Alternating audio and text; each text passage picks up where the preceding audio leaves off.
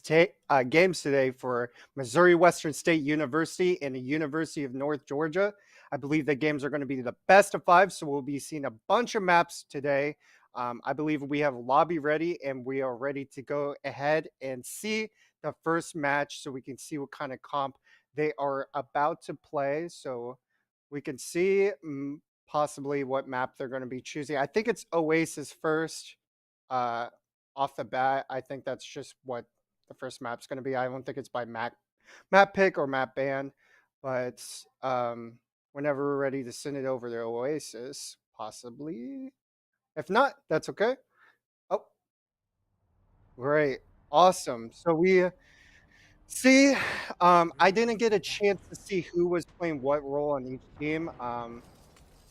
Let's see. Let me just move that real quick. So we got Ren on the ball. It looks like the University of North Georgia is going to be taking these types of fights in a way that is more spread out. And it looks like Missouri Western is going to be trying to TP to point, take these fights quick.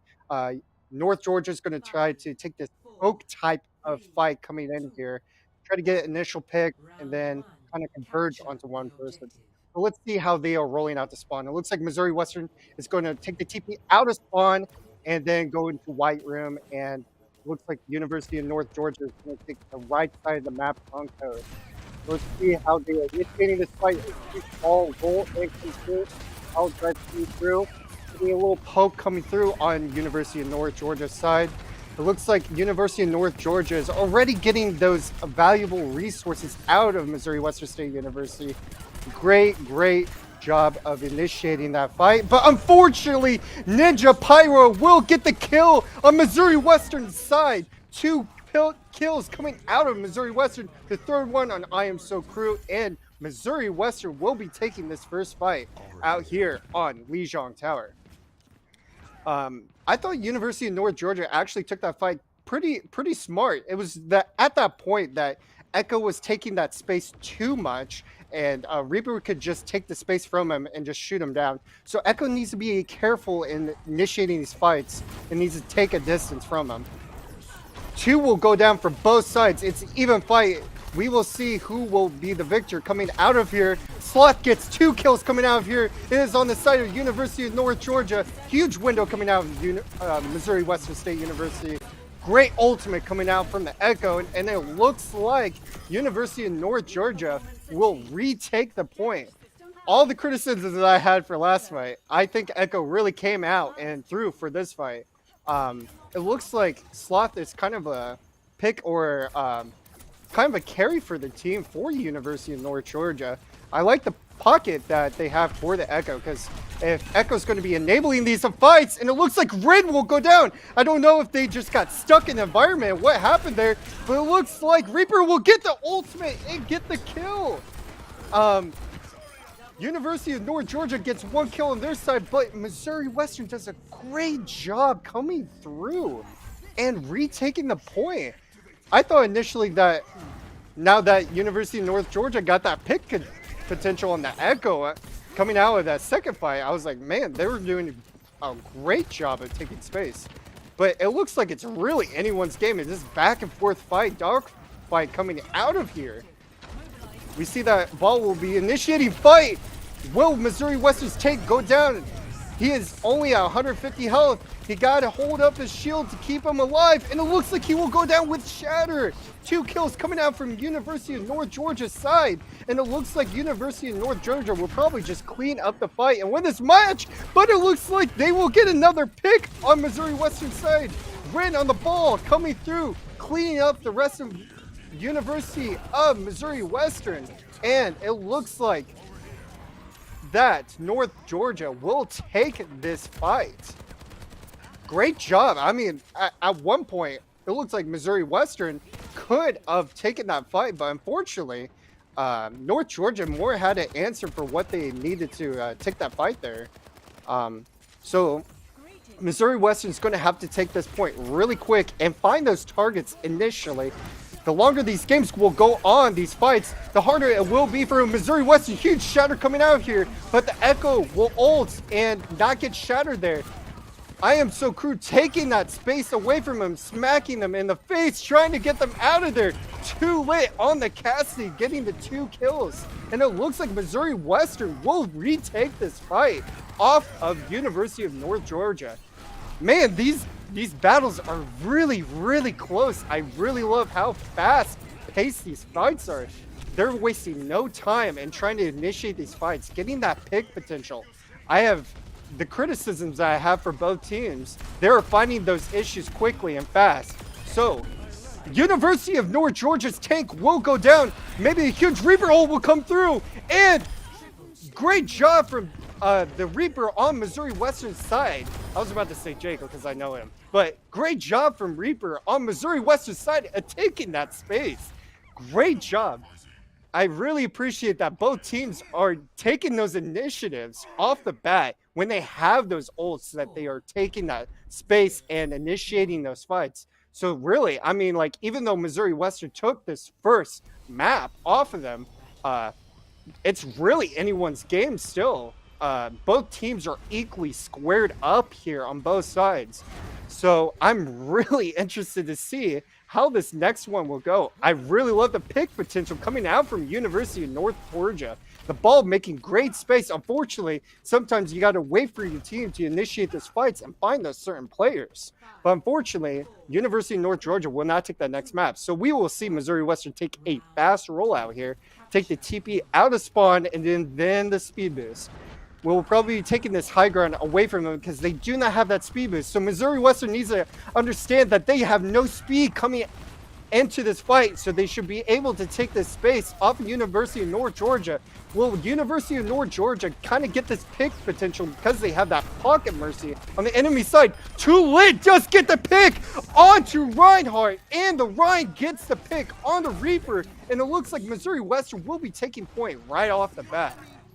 Great job coming out from Missouri Western State University of that fast rollout and understanding that University of North Georgia can't take these fights, but it looks like University of North Georgia does get the pick onto the Reinhardt, and the point actually finally gets capped. I think it stood there for a bit and wasn't even being capped at that point. So it looks like both the Cassidy on University of North Georgia's side will get 2 picks, and the Reaper will come out and get the pick on University of North Georgia's side. Really, it's going to be probably in the bank for University of North Georgia to take back this point. And I will just keep reiterating this, that University of North Georgia, even with the lack of speed to initiate these fights and get out of these fights, they're doing a great job of poking Missouri Western out. With their lack of speed, they've really found a way to access Missouri Western's weak points and take these fights. A huge shatter coming out, but I believe it was blocked. Reaper will try to ult. 2 picks coming out from Missouri Western. UNG will get a pick, but it looks like Missouri Western will be probably taking this fight. They do get the point. And it looks like Cassidy will be caught out and gets the pick on Reinhardt out of nowhere. We could not clean up on Missouri Western State University's side. Unfortunately, Cassidy will just sit out and just try to get a pick. Will Missouri Western be able to hold this point?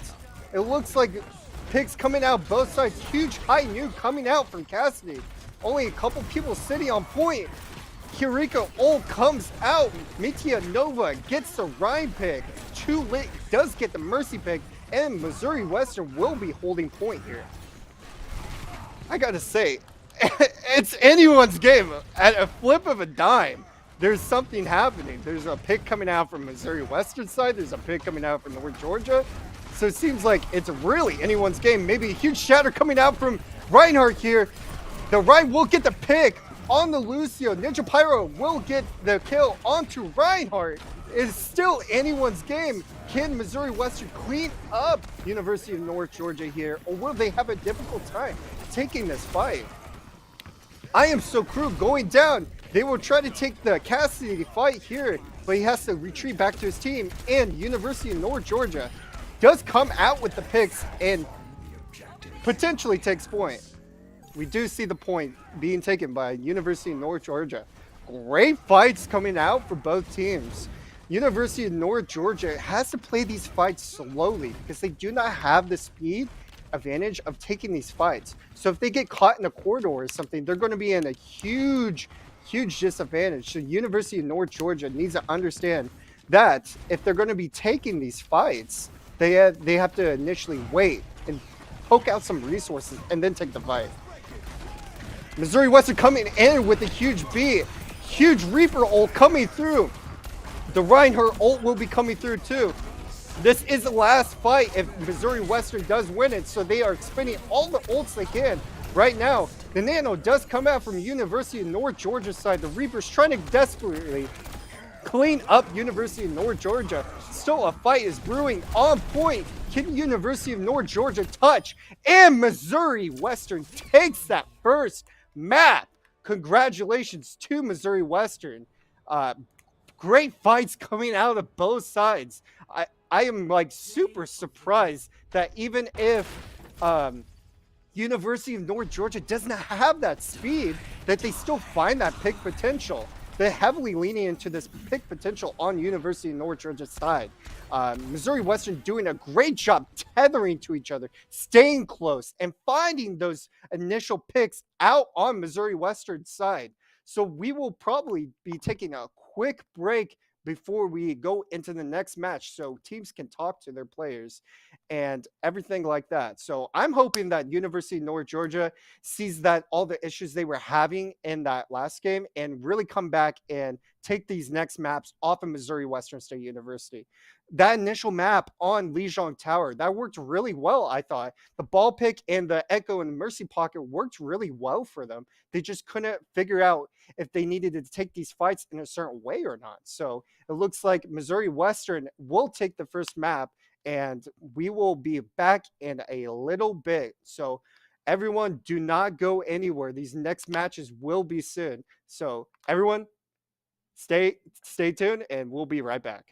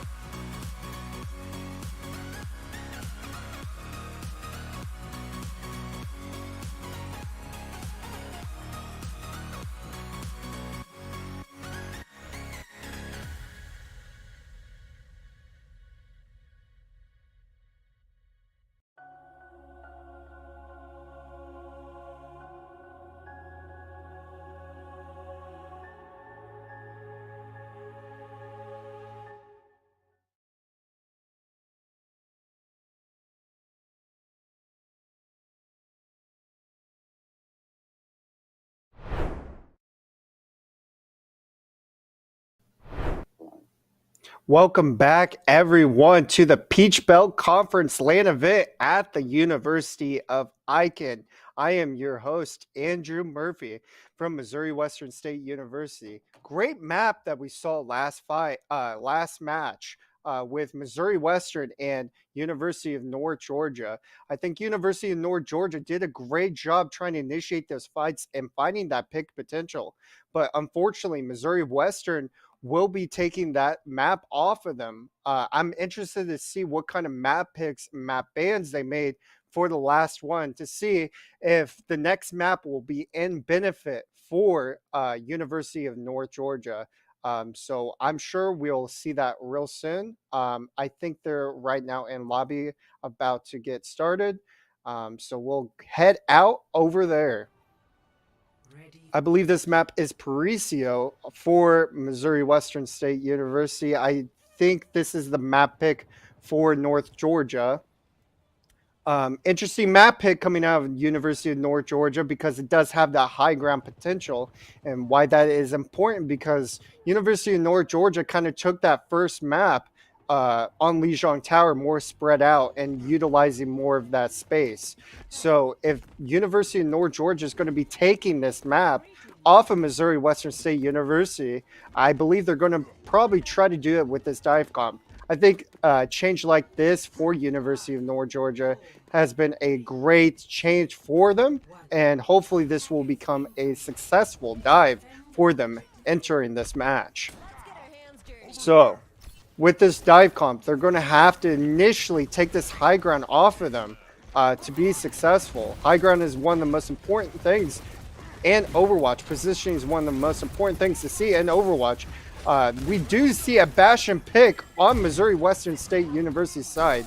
If they're going to try to do this dive comp for Missouri Western State University, they're going to have to be careful of that Bastion.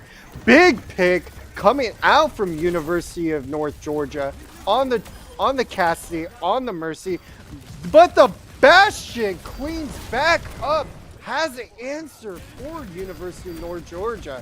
And like I said last match, it's always anyone's game at any point. Can Bastion clean up the rest of them? And it does look like Ninja Pyro does have an answer for University of North Georgia. And it looks like Missouri Western will just be doing the cleanup game for here on out. The Bastion stays alive, and Missouri Western State University will be the victor of this first match. Great positioning coming out from Missouri Western State University. They've realized that they have a lot of pick potential with their DPS, so they're going to have to play around their DPS in order for them to succeed and hold this high ground. UNG is going to have to take these fights really, really carefully, because if they don't, they'll burn all the resources, and the Bastion will burn them and end up eliminating them. So I'm curious how University of North Georgia is going to be trying to take these fights off of Missouri Western State University, and a huge shatter coming out of nowhere, coming from Missouri Western State University. Huge shatter. Great use of space coming out of Missouri Western State University. And when we talk to players, we talk a lot about dictating fights. And Missouri Western State University right there said, hey, we are going to be dictating these fights. We're not going to allow UNG to have an answer for us before us. We're going to say how these fights are going to be taking place. So great job coming out of Missouri Western State University and taking that fight. But University of North Georgia does have a lot of ults coming into this fight. Can they take the high ground off of Missouri Western State University? We will see the Echo duplication coming out sometime soon. 2 picks coming out of UNG. 3 picks coming out of UNG, and they do end up taking that high ground off of Missouri Western State University. Great job coming into this fight, kind of trying to expend that resources from Missouri Western State University. I think that's the way they have to do it, is that they have to just hopefully take these fights slower, and then they can take the fight to Missouri Western State University. So unfortunately, Missouri Western will not hold this high ground in the first point, but they did a great job with what they had in holding off UNG. UNG does have a lot of ults coming to this next fight. They didn't actually expend a lot, so Missouri Western State University is going to have to be careful in taking these next fights. They do understand that Bastion is a bit of a problem for this echo comp that they have for UNG, so hopefully they will have something to say about the DPS on Missouri Western State University side. The Bastion ult does come out, but it does not successfully get someone on Missouri Western side. The High Noon will come out too, and it does not get anyone. Couple ults coming out of UNG. They will smack Missouri Western State University off the high ground, and it looks like UNG will take these fights again. There's still three alive on Missouri Western State University side. We do see the pick on Bastion from Missouri Western. Bastion's going to have to be careful because everyone's going to be focusing on them in these fights. We will see a fight come out. UNG will try to take the off angle and go straight into the fight, but unfortunately they will be burned down. And the Bastion on Missouri Western side retains the area for Missouri Western, and even if UNG looked like they were going to win that fight, it ends up being pretty much a stalemate or on Missouri Western State University side. Great job from Missouri Western. Even though they didn't have initially the numbers, they still held that point really well. And Missouri Western is not going to go down without a fight. And it looks like UNG will not be doing that either. Ninja Pyro coming out with the two huge picks coming out. Great job from Missouri Western side of cleaning up UNG. They're not allowing them to take this space, take that high ground away from them. And Missouri Western's back to dictating these fights. The Bastion does get the pick on the Echo, and Mercy will just be sitting there and get eliminated. Great fights coming out of Missouri Western, and great fights coming out of UNG. Like I said, it's still anyone's game. There's 1 minute on the clock. There might be just one fight left. If UNG takes this fight fast, they might be able to expend all those Missouri Western State University ults. But they have to take this fight quick. And it doesn't look like Missouri Western, UNG won't be taking these fights quick. And it's going to be harder on UNG to win this fight because they have so many ults to get out, or pressure, or not die to. So we'll see if Missouri Western does get the picks. Mitia Nova does get the pick on the support. 2 kills coming out from Missouri Western. 2 kills coming out from UNG. We see a res. We see another kill coming out from UNG. We see the res on the Bastion again. It is a back and forth fight. Echo does duplicate into that Bastion. The Echo really carrying this team fight right here and absolutely dominating Missouri Western there. Unfortunately, like I said, every time we take these fights, it's anyone's fight. It's anyone's match. Great duplications coming out of UNG. And really, the whole crux of this situation is this Echo being able to burn so many characters off, and especially being able to duplicate into that Bastion is going to be an issue. 2 huge picks coming out of UNG, and the shatter coming out of Missouri Western State University. But it looks like Too Lit will be cleaning them absolutely up. Great job from Missouri Western State University side. We only have 1 minute left on the clock.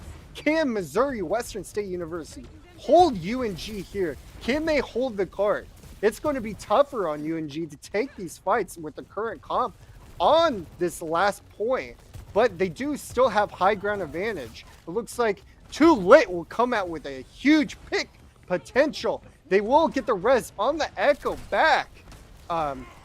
Taking this fight super carefully, trying to find a way to get an initial pick.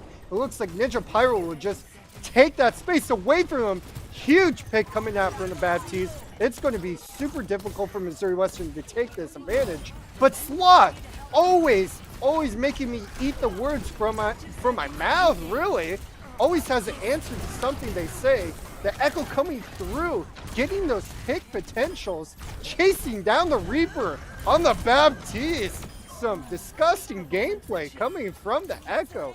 And UNG will be able to hold cart and contest it for overtime. Missouri Western's going to have to come out here quick, and hopefully they don't push the payload to the very end. So let's see how they take this fight. And what we see from the top-down view, the Reinhardt will try to pin in. The Echo will get the pick on Too Lit. It's still anyone's game. 2 picks coming out from the Sojourn. The Monkey Primal coming out, and it looks like UNG will be taking this on overtime from Missouri Western. It's still anyone's game. Missouri Western can still push the payload to the end like them with additional time. So if Missouri Western's going to win this next match, they're going to have to push the payload all the way to the end with additional time. And then they have a real great success in taking this next map off of UNG. But I got to say, that Echo is coming in absolutely clutch. Like I said, it looks like at some fights, Missouri Western is like cleaning up and looking like they're going to win. But that Echo comes out of nowhere with that duplication and absolutely cleans up Missouri Western. I got to commend the Echo from UNG because the switch onto Baptiste and cleaning up DPS on the Baptiste is not an easy feat to do. And really, you can show, it just shows the talent coming out of both teams. There's immense talent coming out of both teams. Both teams have really practiced so much throughout this whole half year to make this match all that they can. And it really shows that Missouri Western and North Georgia are not going to take these fights without a real fight. Great job coming out of both teams. There's always something happening. There's always that little twist happening in these games. So I just really have to commend both teams here. So it looks like Missouri Western will be coming out with that rush comp. It's going to be harder for them to be taking anything off of UNG because they're going to be initially on that low ground. Missouri Western's going to have an answer to them. Too Lit with the crazy off angle, getting the pick onto Flora. Too Lit with 2 picks, even with the disadvantage of low ground. Missouri Western will be hopefully taking this fight. Too Lit has to roll out. He doesn't have enough healing. The Monkey's trying to get out, not take too much damage. The Echo, they do have high ground advantage on University of North Georgia's side, trying to take the Baptiste out. Great mechanics coming out of the Ash, and Too Lit just snipes him out of nowhere on the Cassidy. There's always a question and an answer to both of these teams, and I'm absolutely so excited to see this type of game coming out of both teams. They really show the true skill and the true amount of practice they have put in these matches to really have an answer for both of each other. So great job coming out of both teams. But it looks like Missouri Western will take that point and start pushing payload. So University of North Georgia will take this high ground away from them. And like I said, because Missouri Western's on this low ground, it's going to be at a disadvantage for them. High ground is the most important thing to end Overwatch. Ninja Pyro will melt the Bob, but Sloth does get Too Lit out of the game. It looks like they will be driving them back to spawn, and Missouri Western is going to have to regroup before they take this next fight. Ball's looking for an early pick potential here, sitting on the high ground, hopefully getting a quick pick onto Missouri Western. We do have a barrage on University of North Georgia side, but we almost have 4 ults at Missouri Western side. So it looks like Missouri Western will try to rotate to this high ground as fast as they can, try to get a quick pick. His Ball's doing a great job of taking that initial space off of them. Huge barrage coming out of here, 2 picks coming from UNG. But Missouri Western has an answer to that too. When you think that there's a clear indication how a fight's gonna go, both teams are gonna say, no, we're gonna take this. It's just absolutely crazy coming out here that both teams always have a question and an answer. Sloth absolutely dominating from this high ground. Missouri Western's going to have a tough time taking this Ash off of this high ground. This Ball's going to try his best to displace Missouri Western because Missouri Western is doing their best to stay together with their comp. Huge pile drive coming out of UNG. Sloth will take another kill off of Too Lit. And it looks like Missouri Western is going to have to regroup. Coming into this next fight, Missouri Western State University is going to have a clear indication now how they're going to take this fight. Who are they going to take? How are they going to get there? They need to think about their pathing. How are they going to get to this high ground? UNG has the favorable position here because they can take fights pretty much however they like because they're so spread out on these heroes that they're playing. It looks like Missouri Western is going to be stuck in this room, and UNG is going to be poking them out with the resources. We do see a dead eye, and hopefully dead eye will get a kill. Unfortunately, we do not see anything. Too late, we'll have to go to this low ground. Sloth does go down from that fire strike. This is favorable for Missouri Western State University. Huge Reaper roll coming out from Missouri Western State University. And it looks like probably Missouri Western State University will take this fight, but I'm sure I'm about to eat my words out of my mouth right now. And it looks like Ball will definitely be doing that. He gets the pick on the Baptiste, and it looks like Missouri Western will be pushing payload, but it's going to be a little difficult for them because they do not have the high ground. Reaper will be teleporting to the high ground. We do have Barrage on UNG's side. Huge shatter coming out from Missouri Western, but unfortunately, that Barrage will be the answer to Missouri Western State University, and it looks like Missouri Western State University will have to regroup and spawn and rethink their plan for the next fight. And really, from this top-down view, you can really see that UNG has the ability to dictate these fights a little bit better because they can play so spread out. Map control is a huge thing for Overwatch, and with the comp that Missouri Western has, it can be very valuable, but unfortunately, they will have to play super close to UNG. And Paricio was a great map choice, honestly, coming out from UNG. Huge B coming out from Missouri Western. Both teams are down one. They do get booped off of that high ground. The bar is going in, trying to get some pick potential. The ball all coming out from pretty much every fight from UNG's side. And UNG will take this fight. Missouri Western needs to figure out how they are going to be taking this next fight. They need to have a clear indication of pathing. They need to know if they're going to pass somewhere that they need to do it quickly. Because if they don't do it quickly, UNG will be trying to dictate that fight for them. And this ball's doing a great job of dictating that fight for you, Missouri Western State University. Pile drive coming through and gets the pick onto the Baptiste. Both supports will be going down. Only 20 seconds left. It looks like Missouri Western's going to probably have to wait for a respawn for the rest of their team to even take this fight in general. UNG doing a great job of displacing the Missouri Western side. Hopefully we'll see a quick respawn and a take on point. It looks like I Am So Cruel will try to touch his point. We are in overtime. Barrage coming out, cleaning up Missouri Western. And it looks like University of North Georgia will take map 2. Great matches coming out of Missouri Western State University in North Georgia. It really, at times, there's still anyone's game. But unfortunately, University of North Georgia just had a better comp for this map. And you can see really with this Barrage that we're about to see with this play a game, or with these Echo ults or any of this stuff, that with the Echo or the Ash, that they're getting these initial picks and it's really driving University of North Georgia to win these fights. So Missouri Western State University is going to have to find a map that more fits their comp.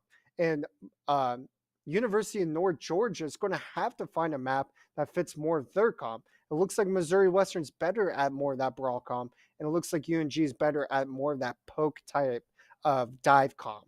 So I'm interested to see how these next matches go, but before we do so, we will take a quick break so that teams can convene and figure out what they should do. So don't go anywhere.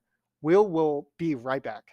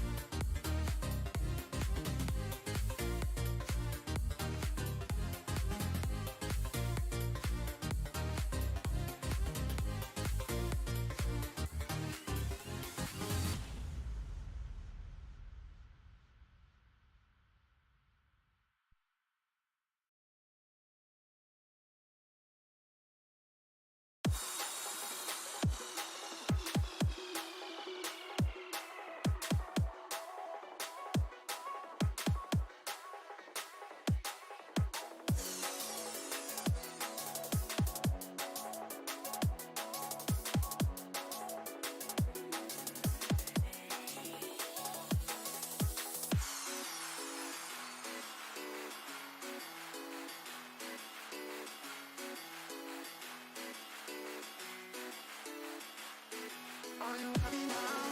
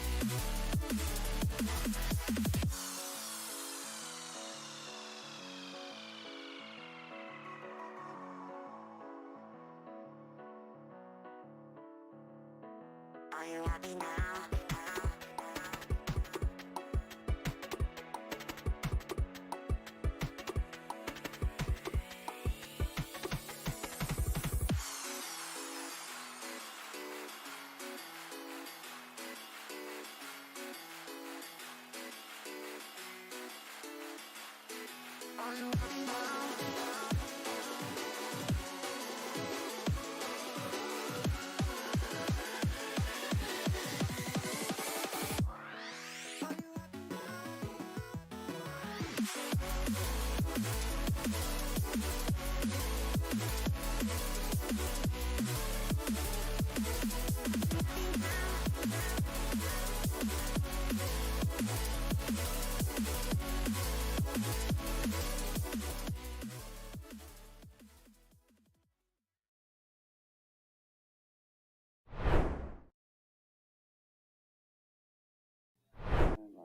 Welcome back, everyone, to the Peach Belt Conference late event at the University of Aiken.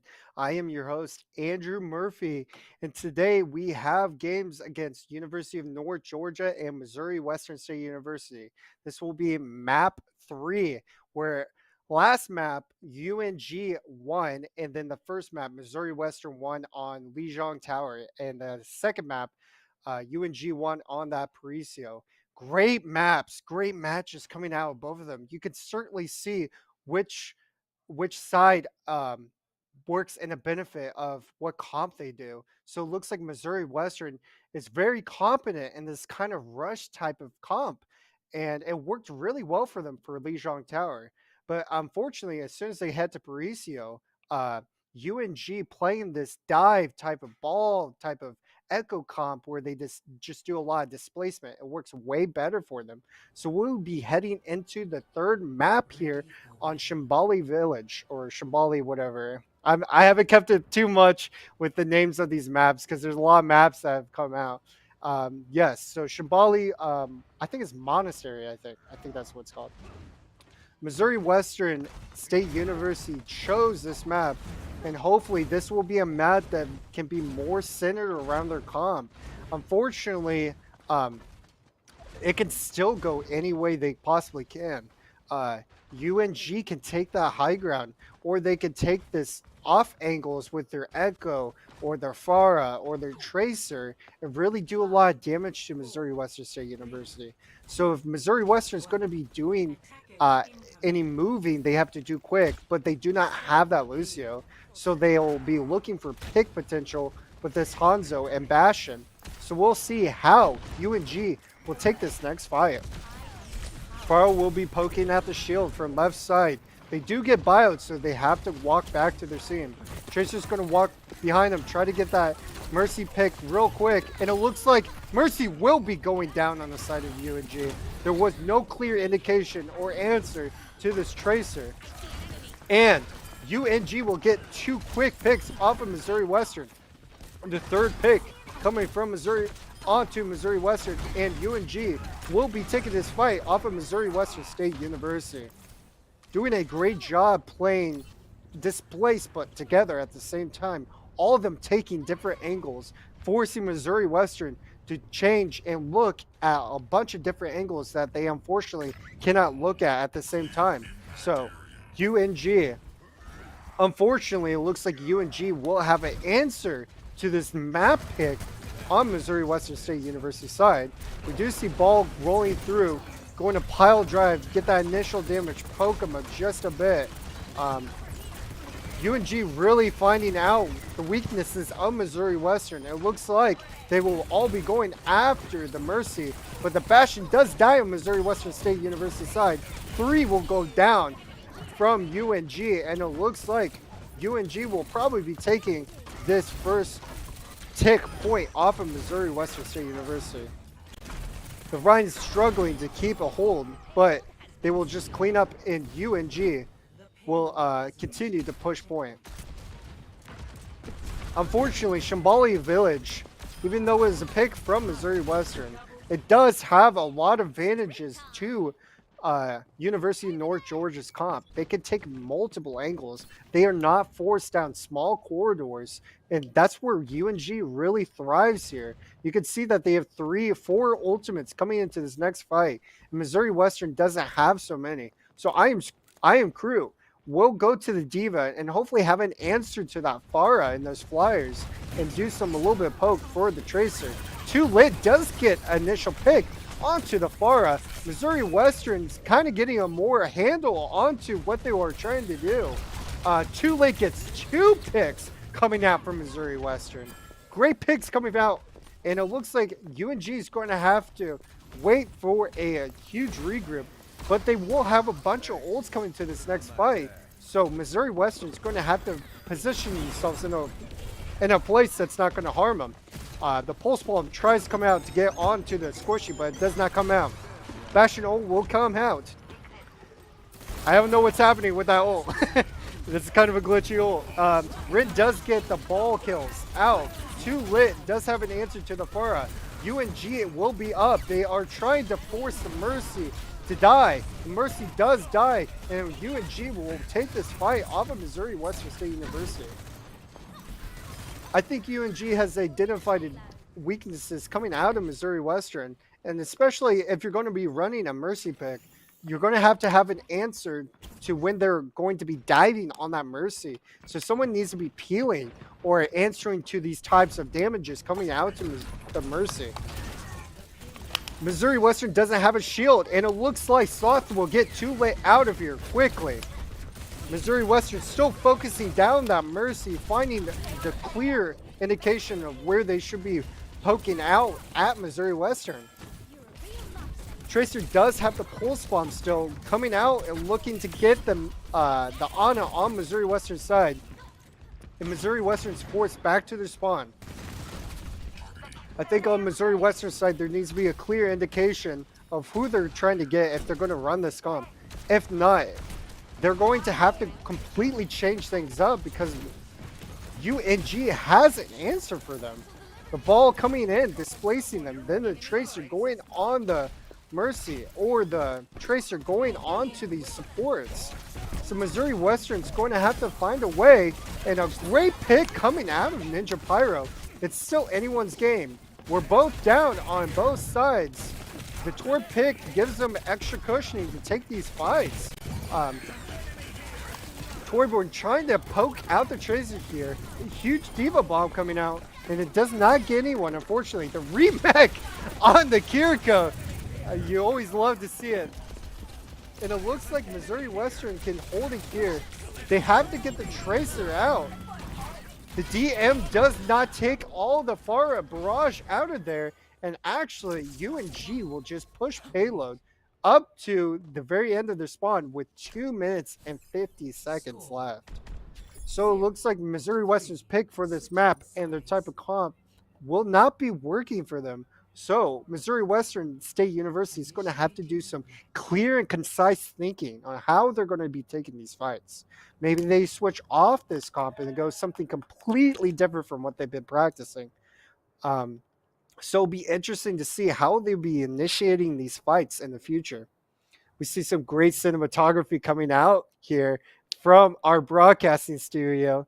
I don't know any lore about the monastery here, so I wish I could tell you some Zenyatta lore. I think it's actually Ramatra lore more, but we got some Omnic lore coming out here. Great cinematic pan, zooming going on out here. Great job coming out from our broadcasters. It looks like UNG will just keep with the comp that you're currently in. Tracer and the Pharah have been working. I want to switch if I was them too. And it looks like Missouri Western will do this interesting pick where they have the Diva trying to answer to the Pharah, but you also have that Torbjorn who has that extra health and armor, so he doesn't go down so quickly, but he can do a lot of damage if he does a lot of right clicks and close to people. So we'll see how Missouri Western will approach this fight here. Some initial damage coming out from Pharah onto Missouri Western, trying to get their ult built up as quickly as possible. The ball does take a lot of damage trying to roll through, trying to get that initial damage to build up his ult. Missouri Western is going to have a tough time here because they do not have the option to play too far apart because they're all in slow moving characters and that don't play really dive like this, more of this Diva would be. So it looks like the Pharah will clean up Mitia Nova, the Tracer will clean up on the Missouri Western side, and the ball will displace them coming out here for Overwatch's game. Great fights coming out of both sides here. Missouri Western trying so hard and desperately to get to this point, but unfortunately, University of North Georgia clearly has an answer towards Missouri Western State University. So Diva's going to have to figure out how to get this initial pick on this Pharah. If not, they're just going to be able to sit in this room and die. But great pick coming out of the Bastion onto the Pharah. Will this be the answer they need? But unfortunately, two great pulse bomb kills coming out of Tracer. The mines do come out of ball, and UNG does have the answer for Missouri Western. Unfortunately, that initial pick on from the Diva on the Pharah does not work, and UNG does have an answer for Missouri Western. Now we do see that we almost have three ults from Missouri Western side. So coming into this fight, Missouri Western is going to have to rotate and find a place for them to use their ults in a best place for them to get those initial picks. The pile drive does come out and get too lit out of the game. Cassie is down. They do not have immortality anymore, so they have to be extremely careful how they're going to take this fight.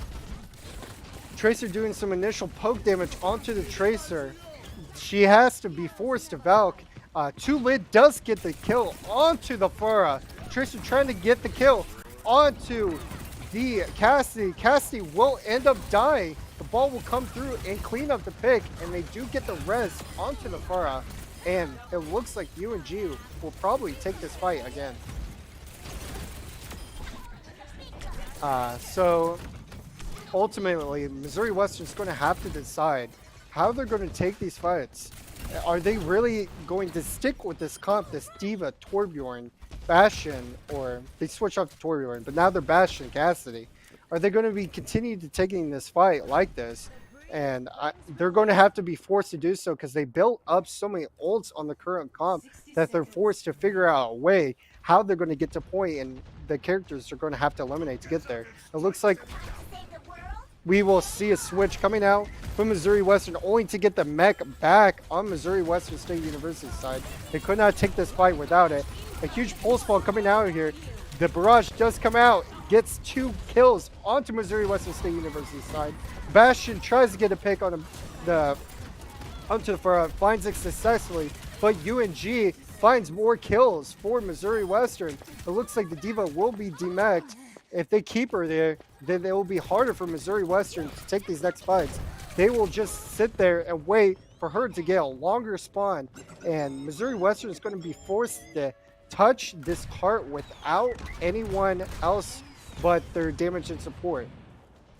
Maybe their tank can come out and touch this point, and it looks like their Lucio does. We do see a dead eye coming out of Missouri Western State University's side, but 3 picks coming from the Pharah, absolutely cleaning Missouri Western State University up. And it looks like UNG will be taking this next map in the best of 5. Great job coming out of UNG. I think their comp that they have currently is really working well with them, and I wouldn't change too much about it. Missouri Western is going to have a clear indication if they're going to keep with the comp that they're currently doing, or if they're going to completely change it up. So it will be interesting to see how Missouri Western will respond to all the issues that they had from UNG. And you saw their Tracer in the Pharah, and pretty much all of them had an answer from Missouri Western State University's side. So I'm interested to see in the next 5 minutes what Missouri Western will cook up in between maps. But before we do that, we will send it to break so that teams can convene and figure out what they're going to do. So everyone out there, don't go anywhere. We'll be back.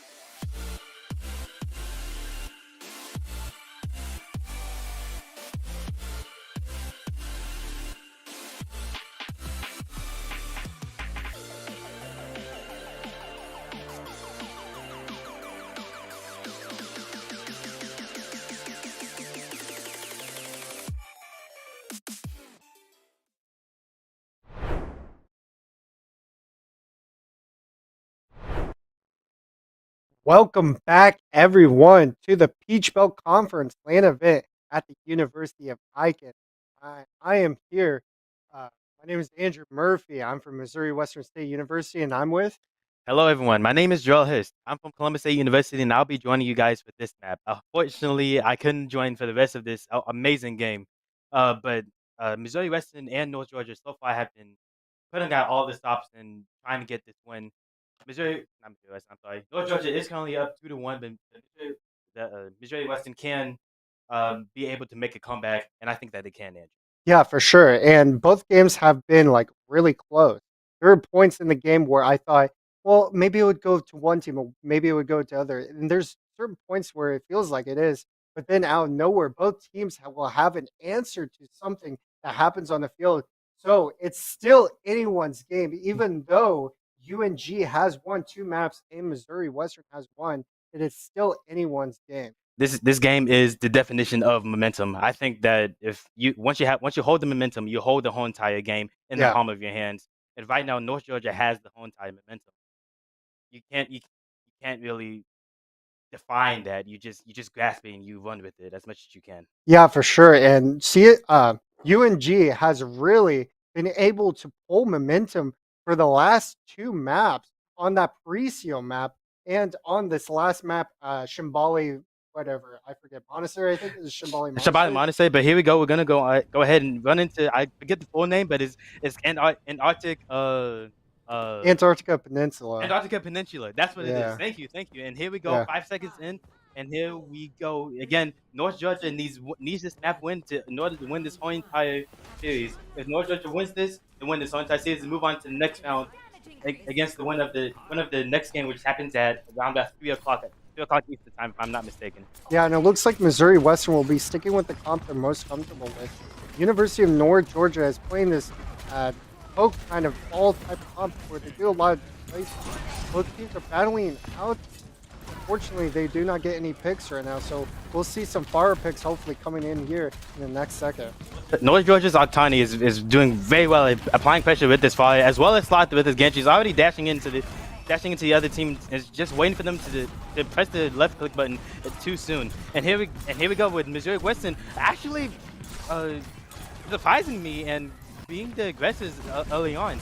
And Missouri Western also has the point unlock, so maybe they did something in the intermath of the last game.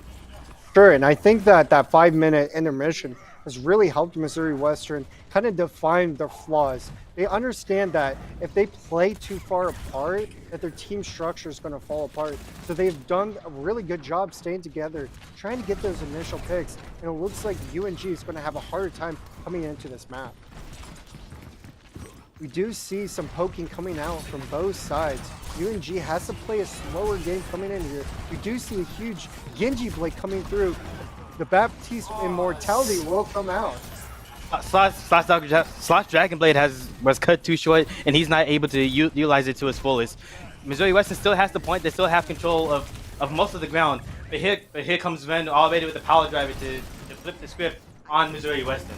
Yeah, and Missouri Western still desperately holding on to point if they can get some couple more picks. But unfortunately, the Cassidy does go down. I am so crew holding on to the point, trying to hold as long as they can. At this point, they're just playing the waiting game, waiting for the team to come back and respond. But it looks like University of North Georgia will be cleaning up Missouri Western State University. Sloth is doing anything but acting Sloth-like. Look at him just slashing and dashing all over Missouri Western. He's able to secure the point as well as the rest of North Georgia's Eagles. And the point has already flipped to North Georgia. Time is ticking against Missouri Western. Missouri Western has 5 ultimates to their name compared to 3 ultimates for the University of North Georgia. 15 seconds has passed on the point. The University of North Georgia knows where they're going thanks to the help of Ren taking the early position. And the fight goes on. And here comes Pyro just coming along in. The metallic field is being used, but watch him gets used. Octani's able to get forward with the help of Ren getting the 5th one with the grappling hook. 30% for North Georgia. Yeah, an absolute clean barrage coming out of University of North Georgia. They really corralled them into one place to like really transcend a really good ultimate coming out of the Farah. University of North Georgia really didn't even have to expend a lot of ults there. But they still have 2 to 3 ults coming into this next fight, almost 4. So it looks like University of North Georgia will try to take this fight with the Genji Blade. 2 picks coming out on the University of North Georgia side. Third one, a fourth one. Oh It my looks like goodness! Someone stop this man! Yeah, he's so getting everyone. He got everyone with that Absolutely. nano blade. Sloth is a menace. Why is his name Sloth? It should be something like Coyote or Something Jaguar, destroyer. something fast. Sloth is doing himself a disservice by naming himself that name. And here we go with another fight. And here we go with North Georgia already taking the fight to Missouri Western. And the script has been flipped. It's like a pendulum. This whole entire series has gone from back and forth, back and forth. Yeah, for And sure. here we go with the minefield. And here we go the amplification matrix. Yeah, the amplification matrix does get the fire strike kill onto the Genji. Unfortunately, they do get the rest, so it's still anyone's game. We will probably see a shatter coming out from Missouri Western State University's side. They do get the ball pick. They do trade kills left and right. It's still anyone's game. Missouri Western will take the point, but Missouri Western is down in will be numbers. down. They're down in numbers. It's a 2v3, and if you don't know, 3 is greater than 2. I think I like Missouri Western's. I don't think I like Missouri Western's chances here. But here, listen, I've been surprised before, and I continue to be surprised. I think that Missouri Western is going to take hold of this point, at least for now. 90% to Missouri Western's name. They only need about 7 seconds, give or take, to get in. Mission Nova is already down. High Noon does come out. It does not get anything. It looks like a huge barrage does come out of UNG's side, but unfortunately they will go down immediately. Missouri Western State University desperately holding on to this point. Sloth absolutely cleaning And up. Sloth is just going on a rampage. He already has the Dragon Blade. He is no AKM. He's generating Dragon Blades like I generate puns. This man has caused University of North Georgia to go on to the next map with the map point. Yeah, for sure. And it looks like UNG has done a really good job. Even though this map pick is not necessarily in their favor, they are really dictating this fight. Before the fight even breaks out, they kind of take this initial area from Missouri Western. So as soon as they come out of spawn, they're immediately doing damage to Missouri Western. If you're in the team of Missouri Western and you are advocating for them, but if you're on their team, what is your solution? How do you stop someone like Sloth or either of the DPSs, honestly? I mean, it's really hard because Missouri Western's kind of stuck with a comp that's kind of hard for them to be able to play around this type of comp that does a lot of displacement. So Missouri Western needs to have a clear target and indication of how they're going to path to the point. So if they have that, I think they do a better job. 20 seconds until the point does indeed unlock. Ren going for a bit of a funky power drive. It does not get anything. Does not yield any results, but 10 seconds left to redeem himself. He does indeed redeem himself. He's able to power by Tula into the edge. His rest of the Hawks are able to follow up. They are able to follow up, but they're not able to get a kill. Artani's able to get down to Mission Nova's immortality field. Fire Strike getting hit in Sloth's face, and they're just ready for Sloth now. They saw Sloth's name and saw that he is not indeed a Sloth. Yeah, and both kills coming out from UNG and Missouri Western side. It's still anyone's game. Missouri Western points, so they're currently capping it. Cassie's having that tracer battle, and it looks like UNG will be starting to clean up Missouri Western side. They only have the Lucio on the point. It looks like all will just clean up Missouri Western. From Tula onto Tracer, but Ren quickly getting the trade for his teammate. And Ren is just once again applying pressure for North Georgia, although Missouri Western does indeed have the point now, 30% to its name. And it looked like Missouri Western wasn't going to hold point, but the ball ult does come out, separating the team in a disorganized fashion. A couple people are coming from spawn. Our top-down view can show us that Missouri Western is having a difficult time staying together. One does go down from Missouri Western side. Perhaps we will see some ults coming out from University of North Georgia. And here comes Sloth again, already being a menace for the side of Missouri Western. But Sloth is he's already gotten 3. Artani robbed him of the 4th, and But Slot gets him a fourth kill. 6% for Missouri Western. I feel like we've been in this position before though. Missouri Western gets a big lead in terms of the percentages onto the control point, and then North Georgia gets it within like over 50%. Yeah, for sure. And Missouri Western's going to have to be super careful coming like to into think this that they're next fight. scripted. Yeah, and like they have a bunch of ults coming into this fight. Already getting an initial pick onto that Lucio. Both supports are already down. Missouri Western's probably not going to be able to take this point. I think UNG is doing a great job with their support, with their damage, and with their tank of taking that initial area and then doing so much damage to Missouri Western that they're forced to either move the point with low health or they're forced to move the point without everyone there. So Missouri Western is going to have a hard time coming into these next fights. 40% and counting for North Georgia. They have the point firmly in control. And Ren once again applying early pressure. Altani following up with the barrage. He gets a triple. Is he able to get a fourth? He is able to get a fourth. And advance. He gets the whole entire team. And the time and the clock is still ticking for Missouri Western. What a play from Altani. What a play from Mentor in order to set that up. Yeah, absolutely. And Missouri Western's having a hard time getting a footing. I mean, the Farah and the Ana ult is absolutely brutal to see on Missouri Western side. And they're doing a great job ult rotating, so they still have a lot of ults in the bank for this next fight. And North Georgia's already. That's another minefield. I have lost count on how many of minefields Ren has been able to generate throughout the whole course of this game. Slot's able to get two, and North Georgia's running wild on Missouri Western. They got another team kill in the span of 20 seconds. How did they do that? I need to take notes. Missouri Western's going to have to take this fight as soon as possible. If they don't, they will lose all these matches and it will be gone to UNG. It looks like Slot does get two. Missouri Western, they're not able to get on the point. North Georgia is able to take home this whole entire series. Yes. As North Georgia is able to take this 3-2-1. What a game. Yeah, What a map. That was just the first map I was in. Unfortunately, that was the last one. I would love to see more of this. And here we go with Slot's play of the game as Genji. Which one is my question? Of course, it's one and the Immortality coming out from Mission Nova, but can't really do much. Yeah. Honestly. And really, you can see how well UNG plays together really well. And I think their comp has really outshined Missouri Western State University, unfortunately. Even though that's my team, I think the UNG did a really good job of like excelling and finding those picks early game. So it really secured the win for UNG. It is okay to be unbiased for your school. I'm plenty unbiased towards CSU. If they make a mistake, I'm able to call it out and I'm able to see it how it is. UNG, Missouri Western, they both play their hardouts in these days. Take nothing away from Missouri Western. I don't think that. I think they played their hardouts. Yeah. But from what I saw, Slot takes my player. Yeah, their DPS was absolutely amazing throughout this game. I would have to commend both DPS on a UNG side and also their damage. I mean, also their tank and supports. Everyone from UNG really outshined Missouri Western in their own way today. And unfortunately, Missouri Western will not be proceeding in the Peach Belt. Very unfortunate, Andrew. It's been a pleasure casting with you, man. Yeah, it's been a pleasure. Unfortunately, we only have one. Can you say Yeah, one more for day? sure, for sure. Thank you.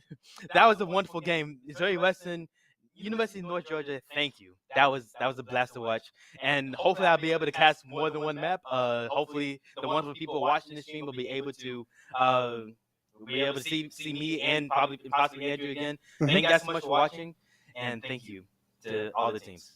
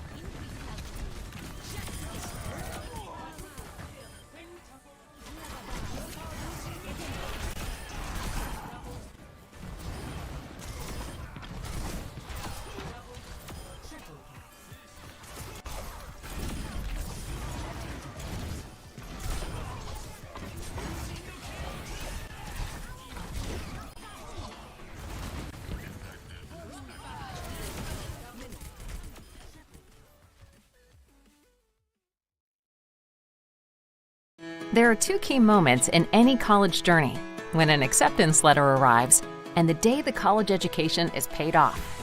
And College Ave Student Loans is with you to help cover costs all along the way. We offer stress-free private student loans for undergrads, grad students, for parents, even loans to refinance your existing loans. Whether you're starting college, already in the workplace, or just trying to figure things out, turn to College Ave and breathe easy.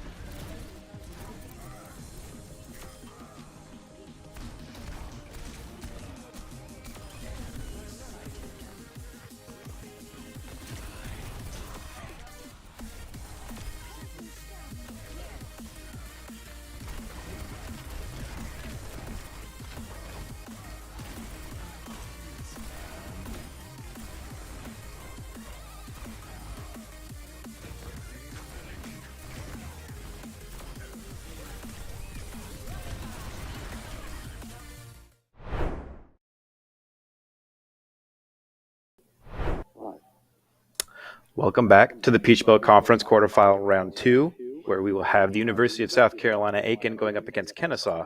The first map is Lijiang Tower, and I'm personally excited about this. I think we'll have a pretty good game on our hands, and I am one of your casters, Nitwitted, otherwise known as Dawson. Hey, I'm Fairy Puke, known as Cat. And today, like I said, it's going to be University of South Carolina Aiken versus Kennesaw. We'll try to be as unbiased as possible, though. We'll try to keep it to a minimum and try our best here. And personally, I think we're going to have a good game. During the season, Kennesaw and USCA had a pretty good series against each other, all in all. And I'm very excited to see where they're going to go with this. I'm excited. I think USCA has had their ups and downs, and no doubt that any other team has had their ups and downs, but I'm actually personally excited for this one. It seems like as we're going into map 1 here, team composition we have going pretty similar. Kennesaw seems to be going more with the Ryan rush, while USC Aiken's just going with your average Reinhardt, kind of slow push in. It's going to be interesting to see how they play against each other, because commonly USCA has been using and practicing with Ryan rush comp with the Reinhardt and the Lucio speed. It's going to be interesting to see how they're going to play against that as well. And we see the Bastion and Mei is also going to be interesting for Lijiang, especially when they meet up in that middle, how that Mei is going to impact during those team fights. And both doors have gone down, and both teams are about to meet up in the middle with Kennesaw. Ooh. Kennesaw and USCA meeting roughly around the same time. Both Reinhardt pushing in, kind of having a shield war. One Reinhardt shielded off with the Mei wall. Bastion coming in, melting down. Reinhardt on the McCree. That's one down for USCA with Kennesaw up on the lead. An early lead is important for them, especially with the Baptiste Immortality field being already taken down. As we see here, they're kind of just going to probably wait for that respawn. That way the Cassidy can come in and regroup with the team. They're going to push up through main here, probably look for a new route to push in. Maywall coming in, walling off the Reinhardt. However, there's still a small gap in the regroup. Both stuns. And we have a few trades going in here. Baptiste getting Otter on the... apologies, on the Brigitte is an early pick. Reaper trying to get out of there, however, stuck in the wall with Bastion getting a triple kill and the Mei finishing off the fight. A major fight for Kennesaw to take that early lead. Well played. Kennesaw's playing well with that Mei wall, being able to strategically place it and kind of cut off the Reinhardt from the supports, especially since most of their supports really need to have that line of sight with the Brigitte now swapping off to Lucio, kind of matching their comps. Ready for that wall. Yeah, Mei prepping the wall. We have Baptiste gonna try to push him off here with, and that's a shutdown on the Reinhardt. His ult wasted, gone. With Clash getting what seemed to be a 4-man, almost a team kill. It's a remarkable play here coming from Kennesaw, pretty much shutting down USCA, limiting them to basically the main entrance on their spawn. Maybe they can try to push a way in with, once the ults are coming back up. We see they used window there, they used Baptiste window, and with Rabidruski now being shut off again, that Mei wall is becoming a very crucial thing. A big shatter coming in. The Reinhardt diving into the back line onto the Reaper. They are rushing back into their spawn with Mei blocking them off. Kennesaw basically taking their lead and just running with it, having great ult versatility, being able to space out their ults and being able to use them more efficiently. USC Aiken here seems to be pushing in through one of the side entrances here. But you only really need to see, oh, and walled off again. Grizzly coming in for the Reaper ult. And with a bunch of ults traded here, and that would be round, with Maywall basically freezing them right in that doorway, and they aren't able to push. Kennesaw playing that map phenomenally. That Maywall was very crucial. Very. Kennesaw did not let their spot go. They stood very firm. Yeah, Kennesaw took that ground and held it with an iron fist. They really shut down very well. They had a great synergy with the Bastion Mei, shutting down Reinhardt's shield, blocking him off. USC Aiken was able to start a pretty good push there near the end with going across on the side door, but Kennesaw came prepared with basically saving their ults for that final push and just freezing them in place, and the Bastion going in for a really good combo ult there. We see here another combo. We see another rush kind of coming in from with the Oh, it's Ramatra and teleportation. Lucio. USC Aiken going the Symmetra teleport route, trying to get that early objective control, which is kind of their problem there was last map, learning from it, trying to adapt from it. We're going to see if they're going to be able to hold this objective long enough for them to capture the point. However, with Sojourn pretty much getting really good poke damage off and then allowing them to push in, now they know they got to watch out for the Symmetra turrets. They're able to figure out where those turrets are and possibly being able to push around them. It's still pretty much a back-and-back fight. Already window being used by Belake. Popping that window is going to be very crucial for the push them off. It was a very good play by them and get that ult very quickly. Now we have this, Symmetra coming in for a double kill, triple kill on the Ramatra, with Symmetra getting a 3-man. Very crucial. And as we can see here, USC Aiken is pretty much learned and adapted to how Kennesaw State's playing. Very high-paced, intense, back-and-forth poking that they're going to be having here. And USC Aiken has quickly adapted, and with the way Kennesaw played was more of kind of a dancing around, jabbing around, where USC Aiken is taking more of an anchored down approach with the Symmetra. Now we have Sim wall coming in, window from Kennesaw, and a great wall coming in, basically blocking off that window. We have Reinhardt Shatter coming in, stunning 3 of them. And the Ramatra popping off. It'll be very big for them to see how they can play around this, with Kennesaw absolutely coming back in and shutting down that entire push they had there. Apologies. Once again, that Ramatra ult, even after they changed it from being infinite to 20 seconds, can still be very crucial in a team fight. As we saw there, he went into this Nemesis form, started burning them down, and just sat in the corner, which allowed Kennesaw to kind of wrap around and pinch USC Aiken while being burned. We have a big freeze coming in from the Mei, freezing 4 of them. Let's see if they can maybe survive it. No. It was very huge Mei freeze coming in from there. Now with what a team kill. Well played by Kennesaw. They basically realized that USC Aiken's going to try to speed their way back in there, and Kezin with the phenomenal Mei play coming in and shutting that down very quickly. We're going to see if USC Aiken can possibly bounce back with this, with both Beat and Blossom. But they also have their own counter beat. They might be able to try to play around that. And they might try to play an aggressive beat or maybe a survival beat. Now their beat's already popping off, trying to get that high aggression extra health to push onto Kennesaw. Kennesaw retaliating with the same thing, basically just popping that beat to keep that team fight. Already dead. Oh, Wrong even louder. Losing lot 3 down. Absolutely, with Kennesaw being able to use that counter beat to basically just survive longer than USCA. They were able to pick off Rabid Ruski on the Reinhardt, and basically they go in, they pinch him, and they shut down the team.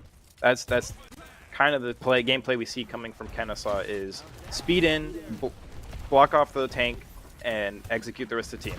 Very common strat, but still very efficient. Now we see here USC Aiken pushing up to kind of the middle doors. They might be trying to get a Blossom play here, pushing back into sight. With Overclock being popped up right behind him. I don't know if they know if the Overclock's behind him. Ooh, Blossom. And a Blossom they're trying to play off that. However, and they locked in. The Ramatra was locked in on the point, basically securing that objective for them. Phenomenal play. Blocky trying to survive the pummeling that he's getting from the Ramatra. It was an excellent play there, with the Overclock coming in from behind and the Ramatra pumping his ult, basically securing that entire objective, forcing kind of a survival game amongst USC Aiken and Kennesaw. Well played by both teams, but Kennesaw's high aggression and high versatility they had, constantly bouncing around. As we see here, just there was always someone there to jump around and get someone, and that coordination they had, especially with the Lucio and their tank, was phenomenal. It was a great game. Great. Definitely USDA versus Kennesaw. They tried to fight fire with fire, but ultimately that did not work. It was great by both teams. They played fantastic. Let's see if USC Aiken can bounce back from this and try to find a way to counteract that high-intense, high-impact gameplay that they have going on. Basically, find a way to slow them down is essentially what they're going to be looking for, especially with that Lucio and Ram play they have going on. You would pop Nemesis form, speed boost in, and it's pretty much all she wrote. It's a basic combo right there. And we'll get back to you when they think we'll take a little break here while they're setting up match 2. Seems like I'm going to be doing a little bit discussing. We'll see y'all here in a little bit.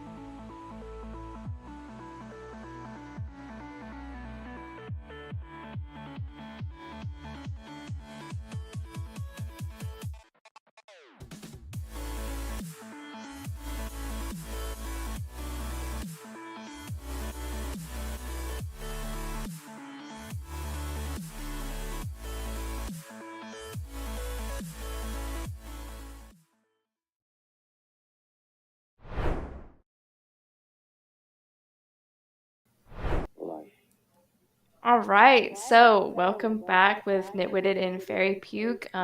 This is our second round, I believe, yes? Yes, we're on to match 2 and out of the best of 5 series. Mm-hmm. I can't wait. I actually hope we see a comeback and USCA coming together to actually play and finally get a push and maybe hold the point. I'd like to see that. But also, I know Kennesaw plays, I wouldn't say dirty, but they play rough and they know how to hold their spot.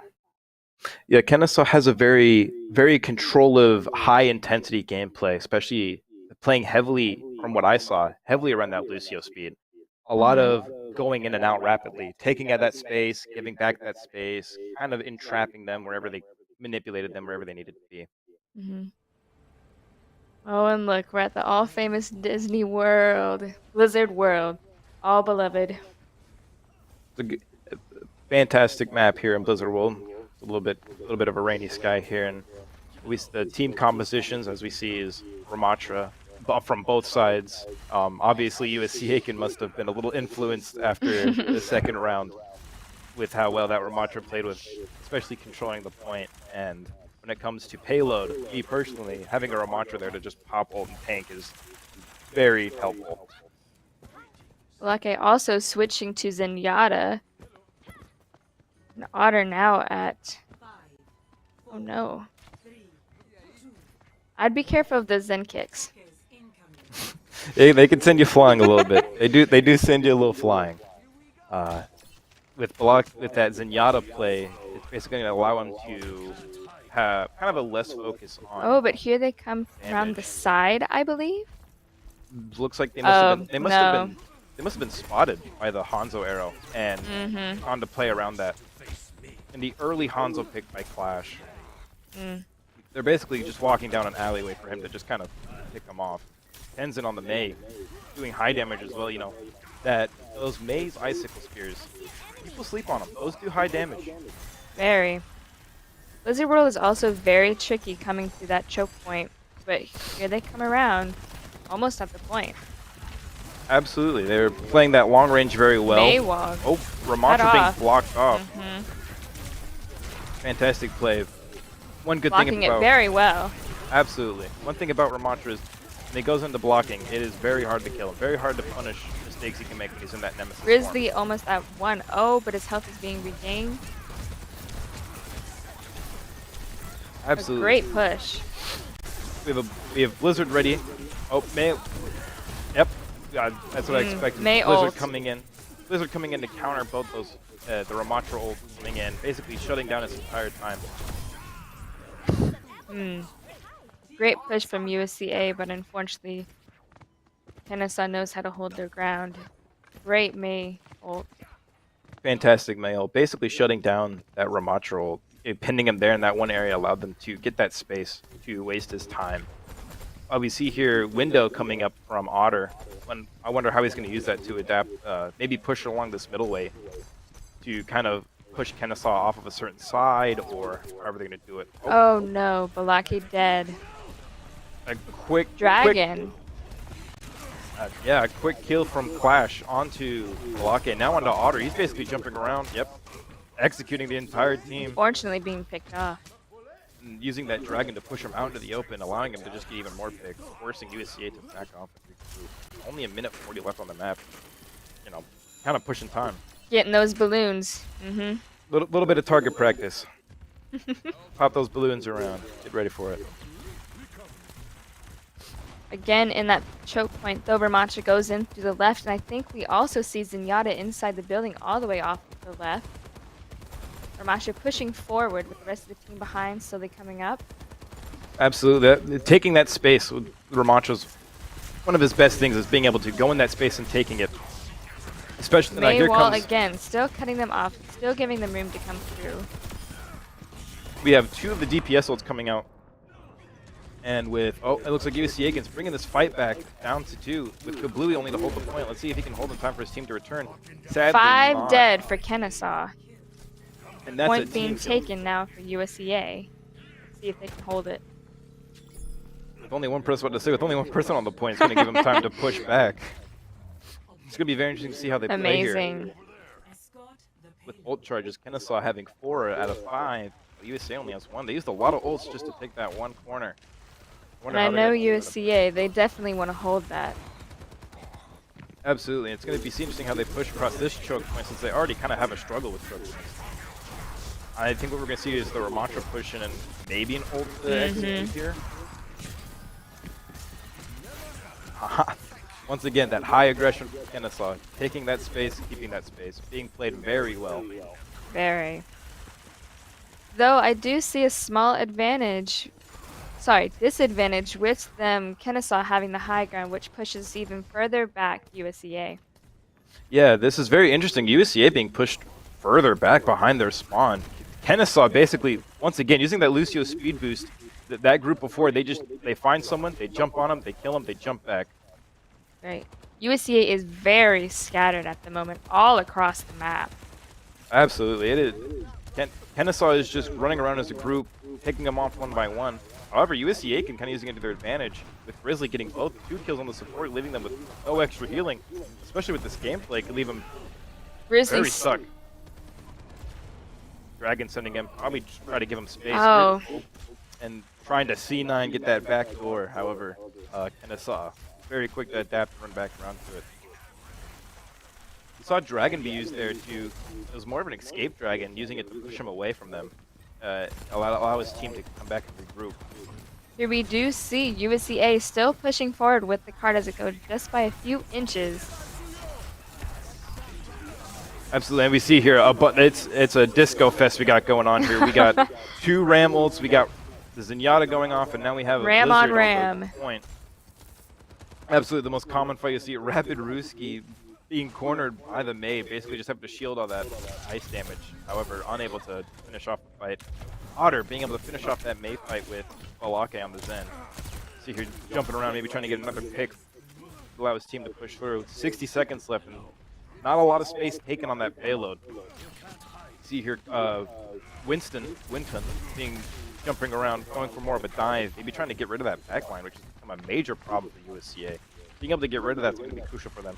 As you can see here, that having Winston there pushes them off on the payload, and they're able to take that space. With the Baptiste window coming out, basically pushing him back to square one, back into that corner. Oh, and we have high noon, but unfortunately, ult wasted. got shut down very quickly. Maybe trying to get a few extra kills there, and sadly, Open up a Hanzo. doorway. He was out in the open doorway, being able to finish off here. Dragon. A dragon. Yep. Great. That basically cut off his team. That was like a mini Maywall for them. So we do have Winston with 1 kill, though his health does not look good. Yeah, Unfortunately, USCA, all 5 players down. That would be round 1 complete, going to Kennesaw. USCA was beginning to bring it back after they captured that point. However, like you kept saying and how we noticed, Kennesaw's high aggression is just unmatched. They go in, they take that space, and they keep that space. Even with the apologies. I actually really like the fights and play style of USCA this round. They definitely learned from the first one, and they feel as if they all played together, but unfortunately Kennesaw broke them up, and they won off of that. Yeah, the coordination from USCA has definitely increased from last match. They've definitely adapted to that more higher pace speed comp. However, I would have to agree with you. Their downfall was once they started the team fight begins to end. Instead of trying to stay as a group as Kennesaw would, they would kind of just split apart and play a mini survival game. And Kennesaw would come around and pick them one by one. So we do see by Kennesaw we now have a Widow, while most of USCA has stayed the same. Though Otter now is Zen, while Balake is still at his usual plays that most USCA students see him playing. His classic Baptiste is one of his favorite characters he plays around here. Kennesaw going for a very interesting Zarya rush comp here, which actually is pretty big on this point. Especially if that Zarya can get a high charge, she's going to be able to basically execute and pick off all those people. Let's see if we can get an early game Widow headshot. Maybe something they could clip and save that for later. They are pushing very well together as a team. Absolutely, taking that space. As we see Ramattra trying very hard to fight them off. And a major anti-heal coming in from the Ana. 3 of them down. Basically having used that Baptiste. Immortal. USC Aiken being spread up once again, spread apart and picked off. With no one jumping on that Ana, she's playing just nailing them. Being able to keep her team alive very well. It's classic Ana. If you can't dive her and take care of that, that's going to become a major problem for team fights, as we can see here.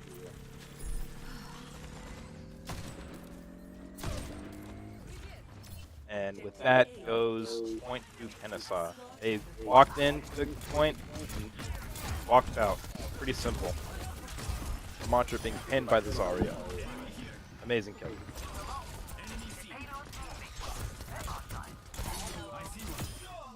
And Fortunately being picked off by Genji. yeah. Hands on the Genji jumping around. Basically everyone can't keep Oh track no! of him. He had his AirPods in! Oh. Maybe he'll hit with something. So we do see that Widow does have ult now, and so does Ana. You have to be careful. Kennesaw. With that infra sight, Widow's going to be able to easily pick him off. And, maybe. Close gonna and have one down. Oh, and another whiff shot on the Widow. And that is game. Kennesaw won. the score is now 2-0 on the side of Kennesaw. Wow!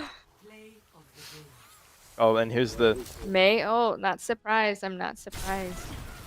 Yep, right where I thought it was going to be. Play. Right on the Ramattra. Basically, yeah, stepping out of range and being able to... They took a great push by USC Aiken, kind of just shut down by that male. Very fantastic play here. USC Aiken, as we can see, was able to adapt and overcome kind of that high-paced gameplay. However, Kennesaw changing things up, doing once again with the speed boost. However, they weren't quite ready for those Hanzo picks, those Widow picks, the Genji dive. Yes. Kind of an ace they kept in their pocket, pulling it out when they needed to. And yeah. Great play overall by both teams. A very exciting match. Good games. We have a lot of intense action going on here, and as we move on to Game 3, we'll see how USCA can maybe bring this back into possible a few more games of maybe overtime if we're lucky. Fingers crossed. I think we'll take a small break here as they prep for the next game, and we will see you guys later.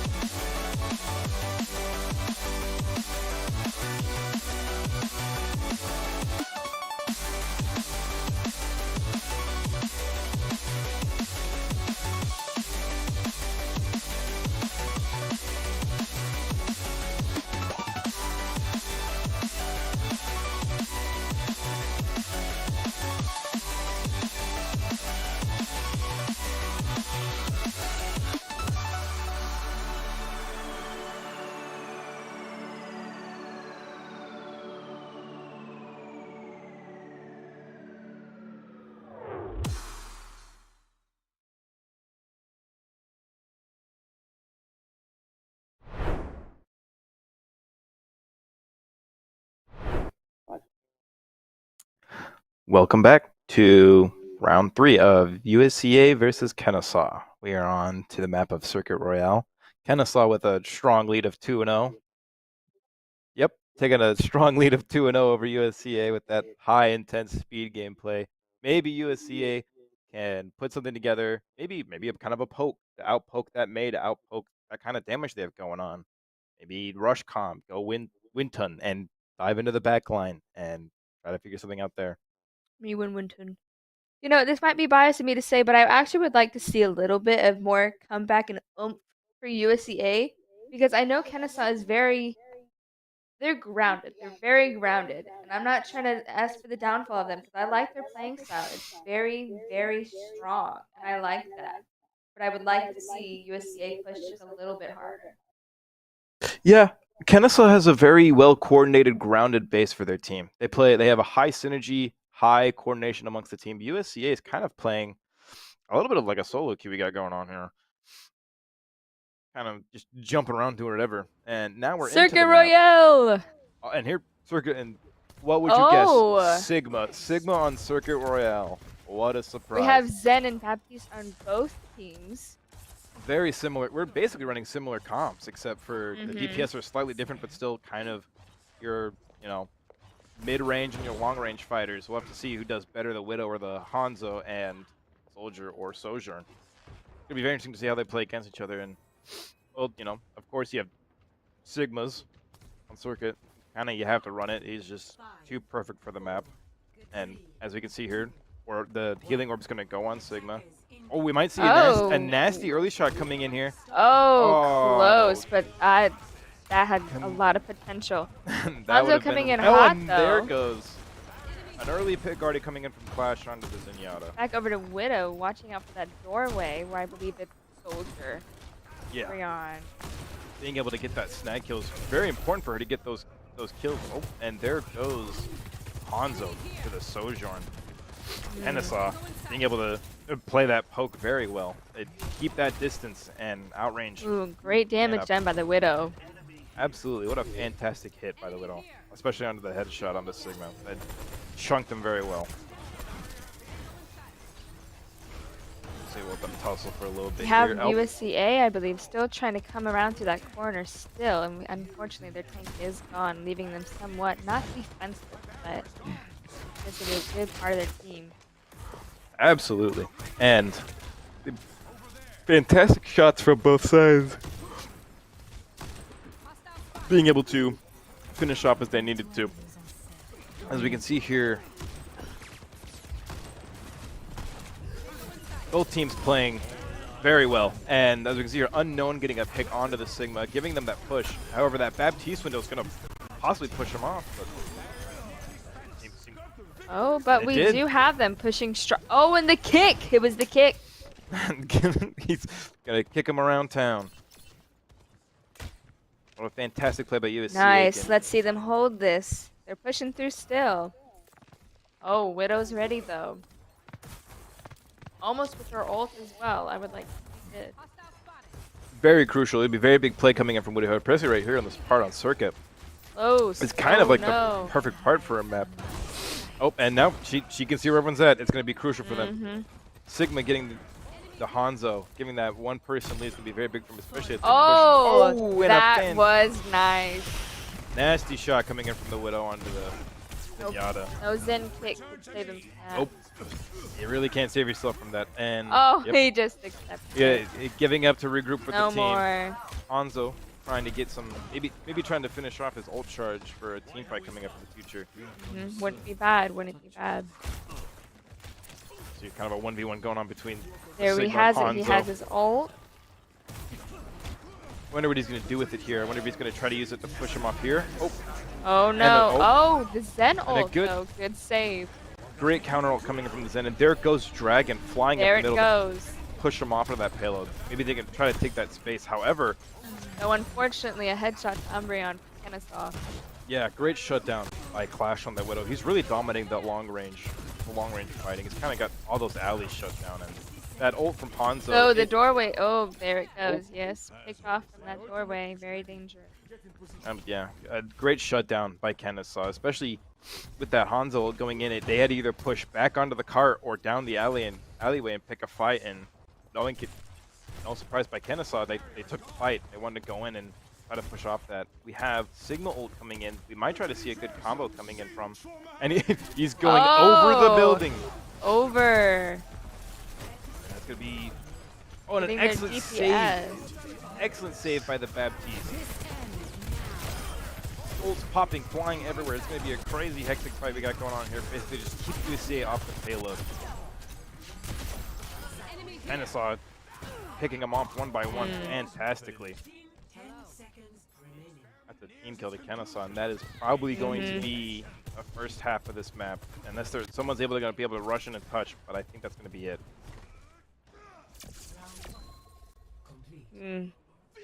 Unfortunately, I would have liked to seen a little bit better uppies use. A better uppies. Uppies, yeah. Better uppies, absolutely. You know, after seeing Sigma give himself uppies to fly over the building, and So it wasn't a bad thought. no, it's great execution Very by good USCA, execution. going around trying to surprise him. However, that Baptiste and Immortality field came very clutch for Kennesaw, basically saving their entire backline from being destroyed and sent back to the spawn. However, I do have to say, one key player we saw here, in my opinion, was Clash on that Widow, doing a fantastic job at keeping those alleyways shut down and the long distance fights, keep them going. Let's see what we got going on here from both teams. Proto Cyber is back on Zarya, and we still have. Oh, we have Orion again.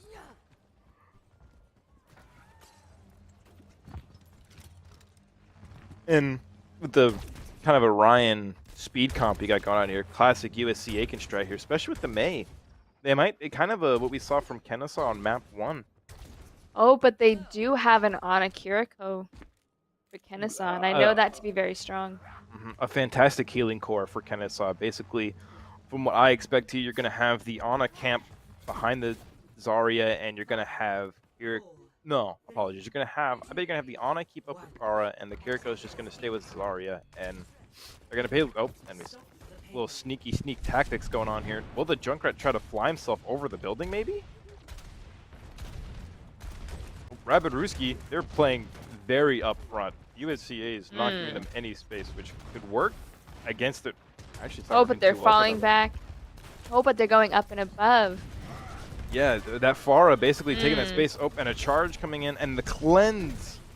What a fantastic cleanse coming in, saving that Zarya from what's probably going to be a great death. Maywall, right there. unfortunately, bringing Proto Cyber up and above and not blocking him off. And no one's checking that Pharah. She's basically just going to be able to run to their backline, and as we can see here, no one is looking up. She's just flying around, and no one is bothering her. USCA, though, is holding health. No one has died yet, but unfortunately they are being pushed back. Yeah, for the cost of them not dying, they're going to have to give up some space, and maybe with that Baptiste, they're going to be able to take that space back. However, if they keep playing the way they are, and that Pharah goes mainly unchecked, it's going to be very important for them. Oh, and we have Wheel. That's going to be dangerous. Let's see what... Oh, no. Shut down. Shut down by the Baptiste. Fantastic play by Balake. If he was able to get that off, that may have been USCA game. pushing back up, though. With 2 down, 1 healer and 1, yes, for Kennesaw. And both down 1. Reinhardt trying to go in here. It may have cost his life. No, we have Zarya. Oh, though we do have Grav. We're gonna be interesting to see how they. I bet. Oh, we're gonna see a Grav barrage here coming here soon. I bet. We're gonna try to play around that. We do have Cassidy's ulti as well. I'd like to see how they're going to play that out with Umbreon. Yeah, and I don't know if UCA knows. And they're Oh, no, there it goes. Nano 2 onto the dead. Pharah. Oh, and now they're all stuck and there. the Grav. Oh, no. Yep, pretty much trapping USCA, and from what it looks like, that's gonna be it for them. They're gonna be And that's up. Oh. One's on cart. Lucio's gonna try to hold in as much as he can. Maybe his team can try to come back. Yep, and they're able to come back, especially with the ball. USCA might be able to bring this back here, especially with kind of a speed Oh, comp. no, let's Ball see going it. down. And Oh, it seems like that fight is during Kiriko. with .08 meters. Oh, someone hopped off the. Kennesaw does win. That's going to be GG's towards Kennesaw. 3-0 on USCA. Fantastic. Both teams played very well. Very well. From both sides. I have to say one thing about this map to take home is that, you know, having that Pharah basically fly around and bother them going unchecked was very crucial to the downfall of USCA. Very detrimental for USCA. Unfortunately, it did cost them. Though it was a great game, and I really liked the third round of how USCA played. I felt like it was very more coordinated, very more. They had it and they pushed it, giving them no room. But unfortunately, to stay alive, they lost a lot of that space between the card, which gave Kennesaw the ultimate get go with 2 ults, I believe. Yes. It hurts my heart to see USCA can get knocked out. However, Kennesaw played a fantastic game. That high aggression, that high impact gameplay, especially with that Pharah and that Widow being able to fly to that back line, take care of the weaker characters, and shut down the alley, shut down the sky. Fantastic play. GG's. Absolutely. We'll see you guys for match 3. Take care.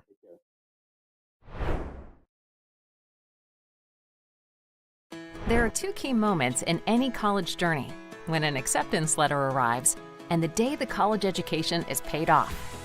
And College Ave Student Loans is with you to help cover costs all along the way. We offer stress-free private student loans for undergrads, grad students, for parents, even loans to refinance your existing loans. Whether you're starting college, already in the workplace, or just trying to figure things out, turn to College Ave and breathe easy.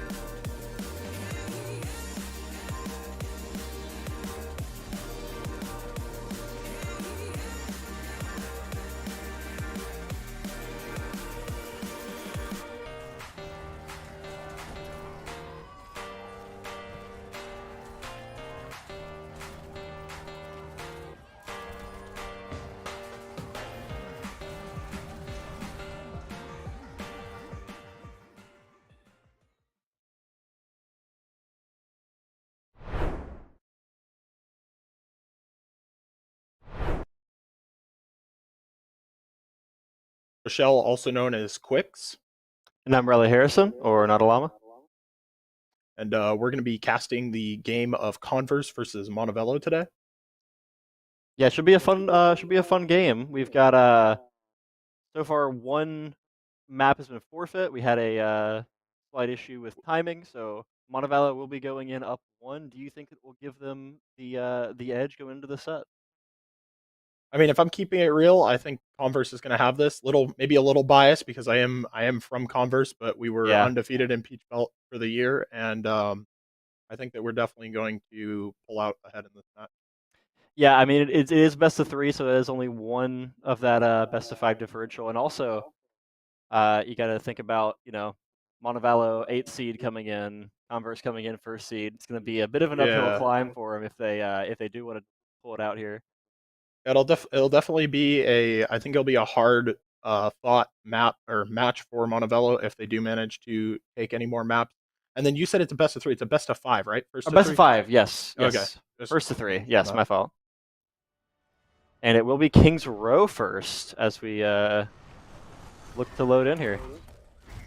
Yeah, I mean, it looks like Montevello playing a classic Reinhardt Brawl comp here, and Converse maybe looking to pull out the Junker Queen, do some Junker Queen Brawl, a little bit of a different setup. It's interesting. I mean, you have the Lucio with that as well. You have that double speed amp to just run in, but double sniper, you don't really see as much rush as you'd expect with that. But yeah, oh, go ahead. Yeah, so funny part about double speed amp, like you said, is I don't know if you know this, but those actually don't stack applicatively. You actually have to use them separately. So yeah, it will be Montevallo playing slow here, holding this tight corner. Oh, and Orion gets early pick on the Talks. I think they're going to walk around the right side here. They're looking to take the engagement on the Rhine. This Junker Queen's getting a lot of spam, looking to pull in that Reinhardt. Already forced the lamp.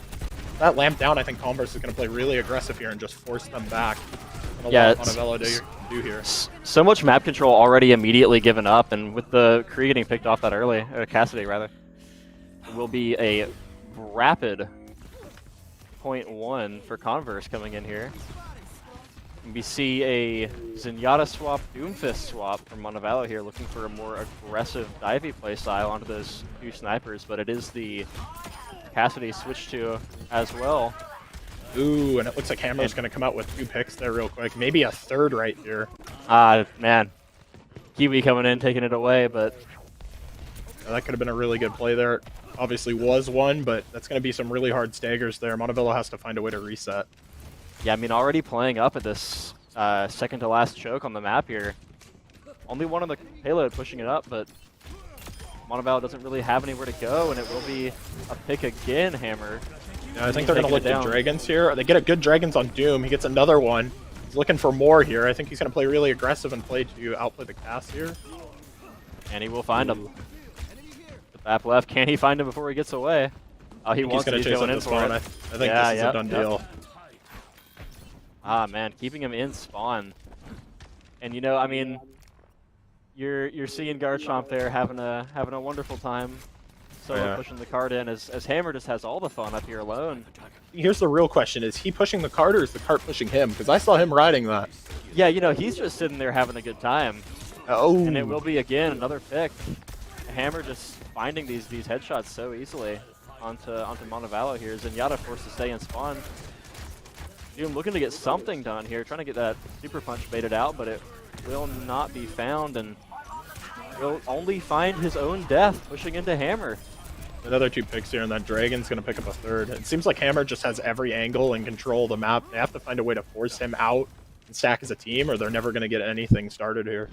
Yeah, Doom's pushing in on him, but it seems he's going alone, and there's not really anything that they can do to shut him down, especially with both supports behind him, and Garchomp's still just having a wonderful, wonderful time going through, and it will be the window coming out here. Doom playing up ahead of it, trying to deny some of that value, but Hammer looking through. This is the pick that Montevallo needs. The beat comes through. They get a beat here. We have Lamp out now, and we're looking for a high noon here from main. Looks like they're going to find the Doomfist, and now the team's going to have to rotate out that tight choke left, and they're just all being looked at. But Ultimate's invested by Montebello. Maybe they can do something this fight with the 3 ult. I mean, Trance comes through just to stay, but Tyre finds nothing. Window seems to not be finding any value here. And it's just the Baptiste left alone. Falls. Doomfist respawned, trying to stay alive with that block, but it will not be enough as he ultimately falls. Genji finding 1, but not enough, and that will be a rapid round 1. 442 cap. Yeah. I do hope that we see Montevello, because I do understand that they're the weaker team coming into this match, that they didn't have as many wins, that they're having a tough time. But I mean, if I could give them advice right now, it would be, even though they maybe you're in a bad scenario, don't play afraid. Still play the game. Like, yeah, I mean, you look at the amount of staggering going on from Montevallo. There's so much just one person playing up and getting picked, or as they're setting up for a fight, Hammer just finds a headshot and knocks one down. And you've got to be able to come in and like push these fights as a team. You can't just go in one by one. And also just giving up the map control. I mean, that first that's fight, what I mean by not playing afraid. Yeah, just yeah. like keep your space. Even if you're like quote unquote on a disadvantage this map, don't show it before the match even starts. Get in there, hold the space, and like give them a good fight to fight for the point every time.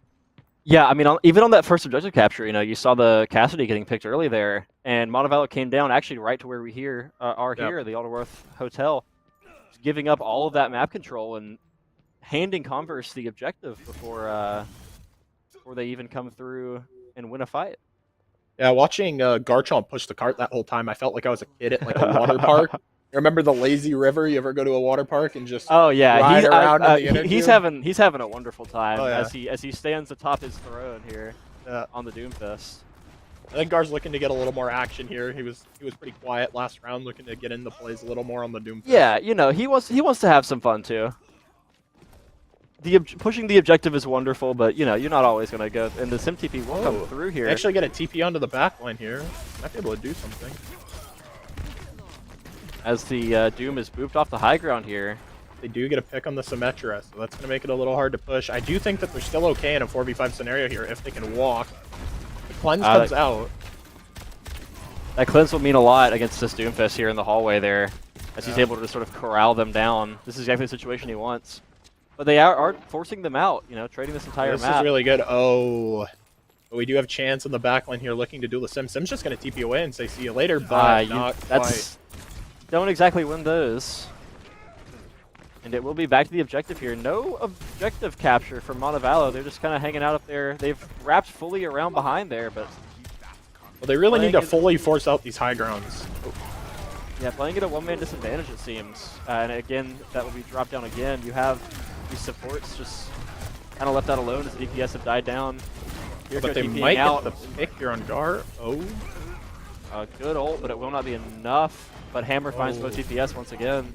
Playing on the objective here. Big sleep onto the Rhine to save the life of that Widow, but Genji will find the pick with the reflex. Yeah, deflected that shot coming in from Hammer and actually killed him with it.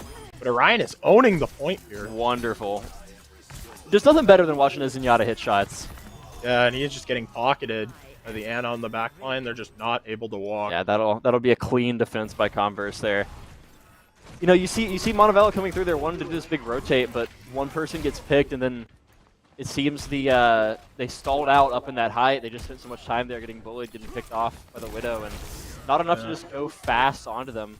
Well, that's the strength. That's the strength of this comp, is a lot of angle control. You can't really walk even if you have positioning if you don't force out the backline. And they do get the Doomfist Nano in here looking for something hard, but they TP'd out of it actually. Looking to run on the Converse backline here. You see a counter punch. They do pick one, but it looks like they're losing the fight in a 1-for-3 pick. But we are going to get the Shatter on Gar here. Yeah, Shatter comes through and gets one pick, but it's the only pick of the fight. And it will not be enough to win that objective. I will say they do have the Lucio, though. They could maybe get back and look for a quick contest while they're down. That's true, and they're close to beat. You're close to that blade, and you have that Kiriko path there. You do have some potential here with these support ults coming out to win this fight. Got to go fast onto these backline DPS here as Hammer gets away back out to that height. Let's get a good grapple up there. Yeah, it looks like we're going to get the Trance. Trance forced out early is very good.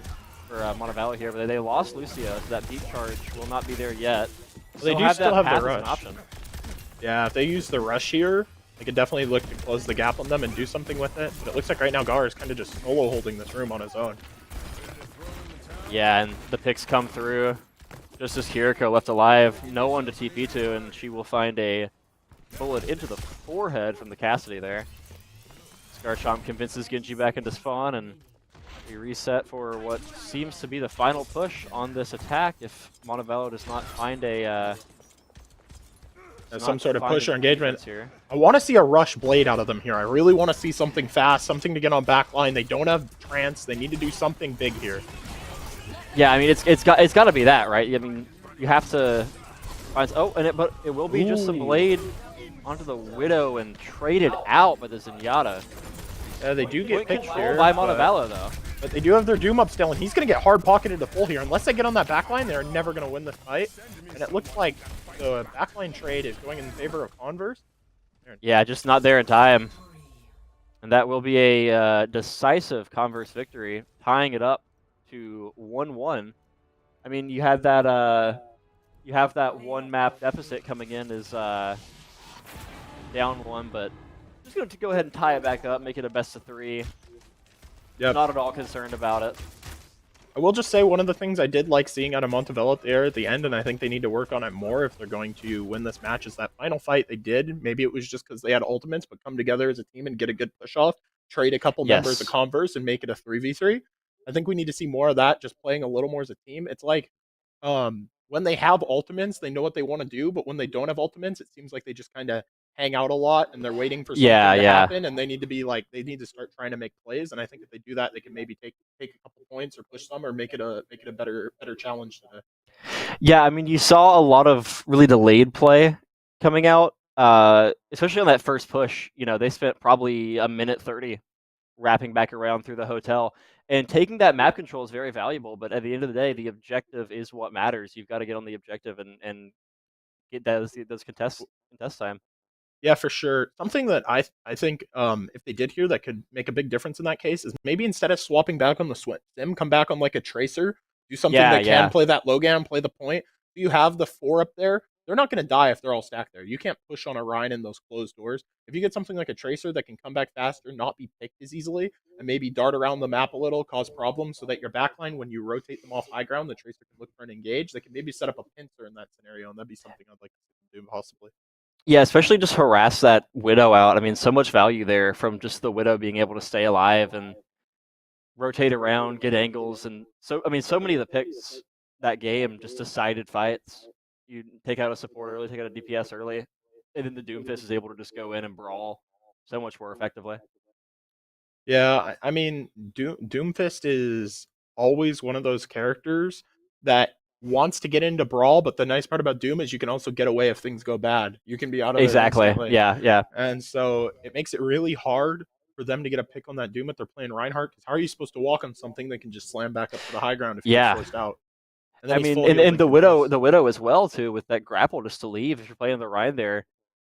I mean, your hammer only goes so high, you know. Oh yeah, no, you can't swing on that. It's definitely gonna, if things continue like this, it's gonna be a very hard game. But I do think we could possibly see some plays coming out of Montevallo to take a point, maybe at least. I mean, I would really like to see them just come together as a team just a tiny bit more. Like even if they aren't winning fights, just like stack a little more, and that'd be huge. I think it'd make a world of difference. Yeah, I mean, you want to see a close game, and Montevallo definitely has it in them to make this a close one. Just a matter of coming together, you know, taking these mistakes from map 1 or map 2 rather, and you know, taking action on them, figuring out what you've got to do, what you got to adapt, what you got to improve. Yeah, I will just say from playing OD for a few years, even teams that aren't necessarily have as high a ranked player, as long as they play together, they can beat better team. So, oh, for sure, yeah. 5 people all making the same mistake isn't a mistake; it's a strat. Yeah, and we actually looks like we're having a spawn hold come out for Converse here on the Ramatra, and it looks like they're looking for some sort of a Diva bot dive here with a lot of burst damage on frontline with that Reaper. So maybe they can look to force this Ramatra out. take some space with that with their comp. Yeah, I like this comp a lot from Montevallo, actually. I mean, you see the adaptations that you need there as the Widow once again finds a pick, but you see the adaptations that we were just talking about. You know, you got to be able to go in, disrupt those backlines. If they're going to stay on this Widow, she can't be allowed to just free fire. Yeah, Been stalled out, and Garchomp going in will trade himself out. they do trade out, and that's a bigger pick for Montevallo for sure. Tanks are the most important thing in Overwatch 2 right now. Yeah, and Lamp dead, but you see the high beam coming out here, and they're TPing up onto it. I don't know if I'd say that's the right play there, but as long as they can keep their div up here, I think they have a lot to work with. Ooh. Oh. Well, you had to say something.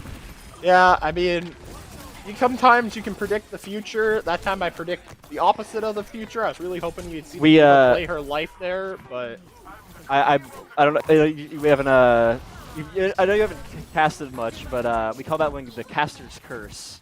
yeah. It's a wonderful thing to experience.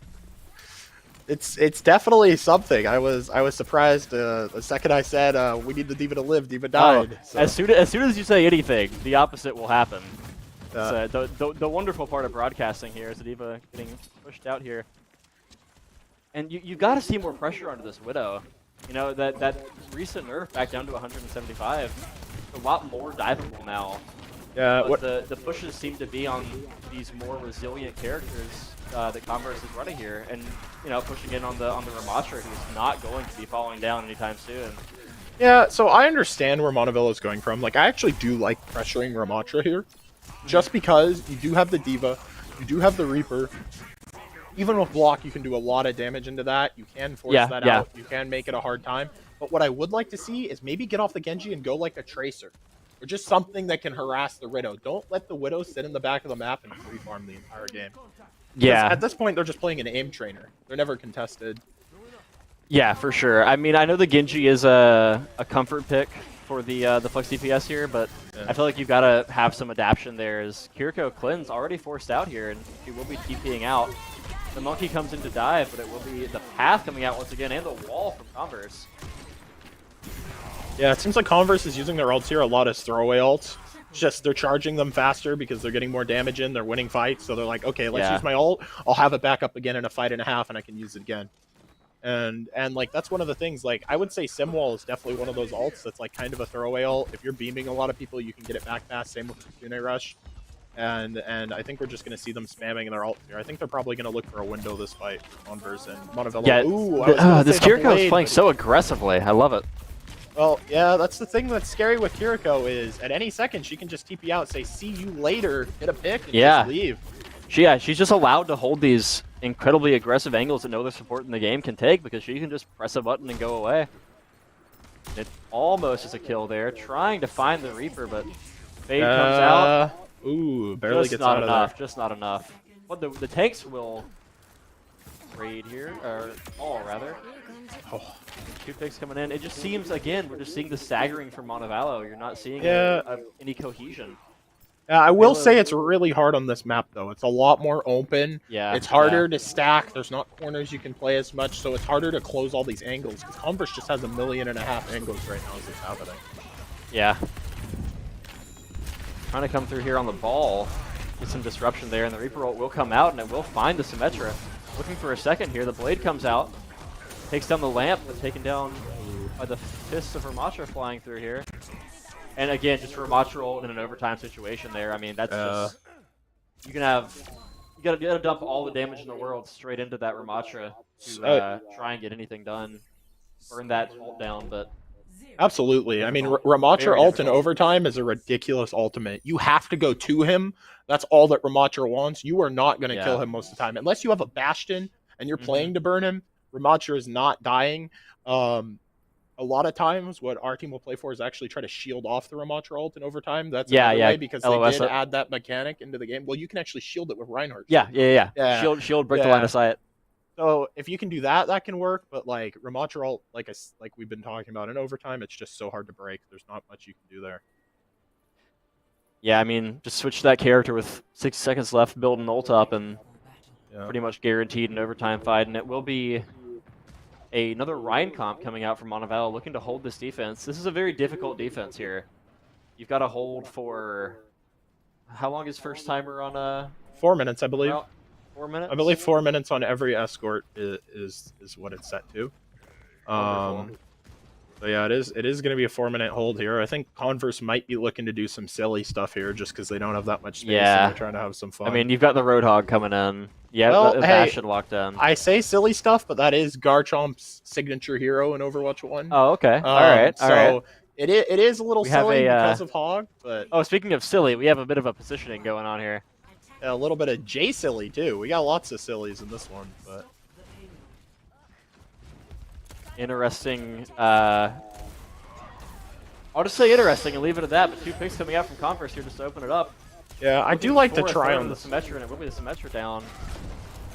Lucio falling as well, and just Jake left alive, living up to his name. And you see him come back with a touch. I think they do get a touch. I mean, they have the Symmetra, they have the speed boost, and Cart is a little past Mega. You have to remember it did back up because Cart slowly backs up. Yep. So they definitely get a touch, but are they going to get a good touch? I don't know. The lamp already down for Converse here. That is very good. I do like seeing the lamp down here. Ooh, he's trapped on point. That will be very unfortunate, and probably calling our game here as the last of Montevallo falls and the payload rolls in, confirming Junkertown for Converse, going up 2-1 against Montevallo here. And we are now 1 map away from a Converse victory and proceeding through the quarterfinals. We actually have a Zen play of the game here, though. We Ooh, don't see these wonderful. super often. I want to see what happened here. I mean, I was saying last match how much I like seeing a Zenyatta hit shots, and Oh, well. you know. Well, you know. Once again, the caster's curse comes in, but I don't know what exactly he shot at the end of that. He kicked one person. yeah, I mean, missed we got one the kick on the person, Ryan. We got that at least. Yeah, I mean, he Love had that- a good love that opening new shot. Yeah, we love that new snap kick passive. Oh, it's pretty ridiculous. That boop. It's wonderful. It's so much fun. Getting to get environmental kills on Zenyatta is one of my highest joys in life. It's something else too, because like I remember we're just referencing back to Kings Row here, but you remember they were playing the Ana Zen on high ground. You know how Yeah, hard it is yeah. to dive into the Ana Zen because all those high grounds are tight. You have to jump yeah. to one location, and then just goes Yeah. boop, and you're gone. Like that's it. Like Yeah, especially if you're playing like a Doomfist who has that longer cooldown. You know, Winston's only 4 seconds; he can get back up there more rapidly. But Doom is 7 or 8, I believe, on that slam. So yeah, Doom is 7 or 8, and you get kicked back, and you don't get to go there. But I mean, there is no cooldown on Zenyatta Snap Kick, so who cares Exactly, what your yeah. jump cooldown is? every time you're up there, he has an answer to you, and he can just ask you politely to not be in his personal space anymore. Yeah, I think the strongest thing into that is definitely going to be looking for something like the Diva. I mean, you can at least then Yeah. fly up and kind of matrix down on him because you can choose the directional angles. But Yeah, so you know, we're the Valkyries are up 2-1 here. Do you think next map we see it close out, or I mean, probably. Probably, yep. I would love to see a close match, but unfortunately, I don't think after watching those two, that's what we have in store for us today. yeah, not too much of a contest thus far. But hey, I mean, Montevello's given it their best shot. They're taking some good fights. I do like yeah. to see that. The nice part about playing good teams, because like everything's relative, right? Like Yeah. Converse, we lose to top teams and it feels miserable, and we get our game handed to us type of thing. Yeah. And like it's a similar situation, but those are also the games you can learn the most from. So Exactly, yeah. You wanna look back and see, identify where you can improve, you know? oh, absolutely. And I think like getting rolled is some of the best experience you can have in Overwatch. Like I've gotten rolled plenty of times in my time playing Overwatch, Oh, yeah. and then that gives you something to reflect on for sure. Yeah, definitely. But And you know, we've got the quarterfinals here, 8 seed versus top seed. yeah, You look for the quicker maps here. You want to have those more intense, more gripping games coming in the finals. You Oh, like yeah. to see a good game every time, you know, but that's just the way the bracket system is set up. oh for sure. And I mean, like I said, I do like what Montevello's doing. They are doing some innovative stuff. They tried to spawn hold there on Junkertown. Yeah, I like the attempt a lot there. No, it was good. Like that's what you have to do. You have to get creative, and they are getting Mhm. creative, and they are doing their best. And there are some highlights I've seen. There's been a few fights where they've traded out picks, Yeah. and they've looked like they've had flashes of brilliance where they might take a point. I think if we see one of those fights go through and they can get a point, I think that'd be a really big win here. 'Cause if they could push it through, maybe get a point. I think are we on push now? I think we're on push now. I believe so. Yes. I think it'd be we're Control. on control. My bad. I think if Montevello could get a point here or bring a map to 99-99, that would be awesome. Yeah, I mean, like you were saying, we're seeing those flashes of brilliance come in, and all you really need is just two of those to line up. Yeah, you know, have sure. some, you know, a pop off play from a DPS combined with a really good dive from the tank, and that's your fight won at that point. Oh, absolutely. It's I think just getting those to like line up, getting that that coordination there is just really what Montevallo needs to pull this one out. yeah, I think the best example of that was that final fights on Kings Row, as I mentioned previously. But Yes. where you had the Yeah. blade out, you had the Kiriko come out. They trade 2 for 2. Mhm. But They forced the Doom ult out. Yep, they forced a lot of stuff out. They put pressure on them, and as long as they keep doing that, I think they definitely could take some heavy percentage or a point off Converse here if everything aligns. Yeah, we are going to control, so you know, we will be seeing at least two maps here. So you know, if you're Montevallo here, you know, you've got to take 2 more maps. Converse is in a situation to win this. You're honestly kind of thankful that you have control there because you have at least midway through the game, you have a bit of a reset. Even if it is going to be Converse comes in, takes the first point, you have another period to just like sit and talk. Okay, what happened that fight? What can we do next? What are we gonna want to swap to? How do we adapt to what's going on here? You know, you have options. There's more you can do. Oh yeah, absolutely. And there's also the concept of I've always been a big fan of anything can happen on a LAN environment. Sorry about that. Yeah, LAN too. LAN is LAN's a wonderful experience. No, and that's the thing too today is like no matter who wins or loses, I think hopefully it's a fun time for every team getting to for come sure. here, getting Yeah. to compete. And just like being in person at these events is really fun, win or lose. I've gone to I went to Hugh my first year at Winthrop. I previously played for Winthrop, and we didn't Yeah. do great in that land. We got knocked out second round by Harrisburg. Mhm. But like it was still a blast to be there and compete and just meet a lot of people and have a good time. Yeah. Good. Oh yeah, I think that's just a lot what this is about. Is all I was gonna say. It's like having a good time. Yeah, especially you know so many of these teams in like within the conference are going to be scrimming against each other all year. You're going through these are the teams that you're practicing against, that you're training for. So getting to you know meet them and shake their hand and put like a you know put a name and a face to the gamer tag that you've been going against all year. So it's a wonderful time, and Oh we're yeah, going into what could be the end of our set, the end of our time together here. absolutely. And I mean, just talking here, Aiken's actually I've never been here before. It's a pretty niche, cool little city. I definitely think it's kind of neat with the way it's set up. And I think everybody at least will have a fun time and hopefully can go out to Codverse has all the Rubik's cubes here. And the 5th one coming in. There we go. I mean, honestly, how are you going to beat that team coordination? Absolutely. I mean, What, they were what are you talking gonna about do this there? in the van on the way here. They're like, we're doing Rubik's cubes, and I'm so excited to see how this map goes. Yeah, big double flyer or a flyer for each team rather coming in here. The Echo versus the Pharah. The Echo does have the advantage in these duels normally, so maybe that's the advantage that they need to win this. But oh my gosh, Yeah, I don't think anyone told Hammer that Echo has the advantage there. He didn't get that memo apparently. I don't think so either. And Hammer's just so aggressive. He just in their whole entire team. What are you going to do about it? Yeah, wonderful plays here. Garchomp goes in, and we'll be taking a slight nap. Sombra hanging out, taking that objective there, and the Echo picked once again by the Pharah. I would really like to see Montevello's Mercy a little more with the Echo. I feel like their Echo got forced out before the Mercy was even there the first fight. And I think you have to have that pocket because if they had that pocket there, I don't think that second direct kill. It wasn't. Yeah. No, definitely, yeah. You definitely have to have that. Especially like going into this flyer duel here, you have to have that pocket on. The Sombra will come through, looking to get something on the Ana here, but forced to TP back out, playing on this Mega. Pushing back in, and Montevello just being kept right behind this first gate here. It's really looking for something.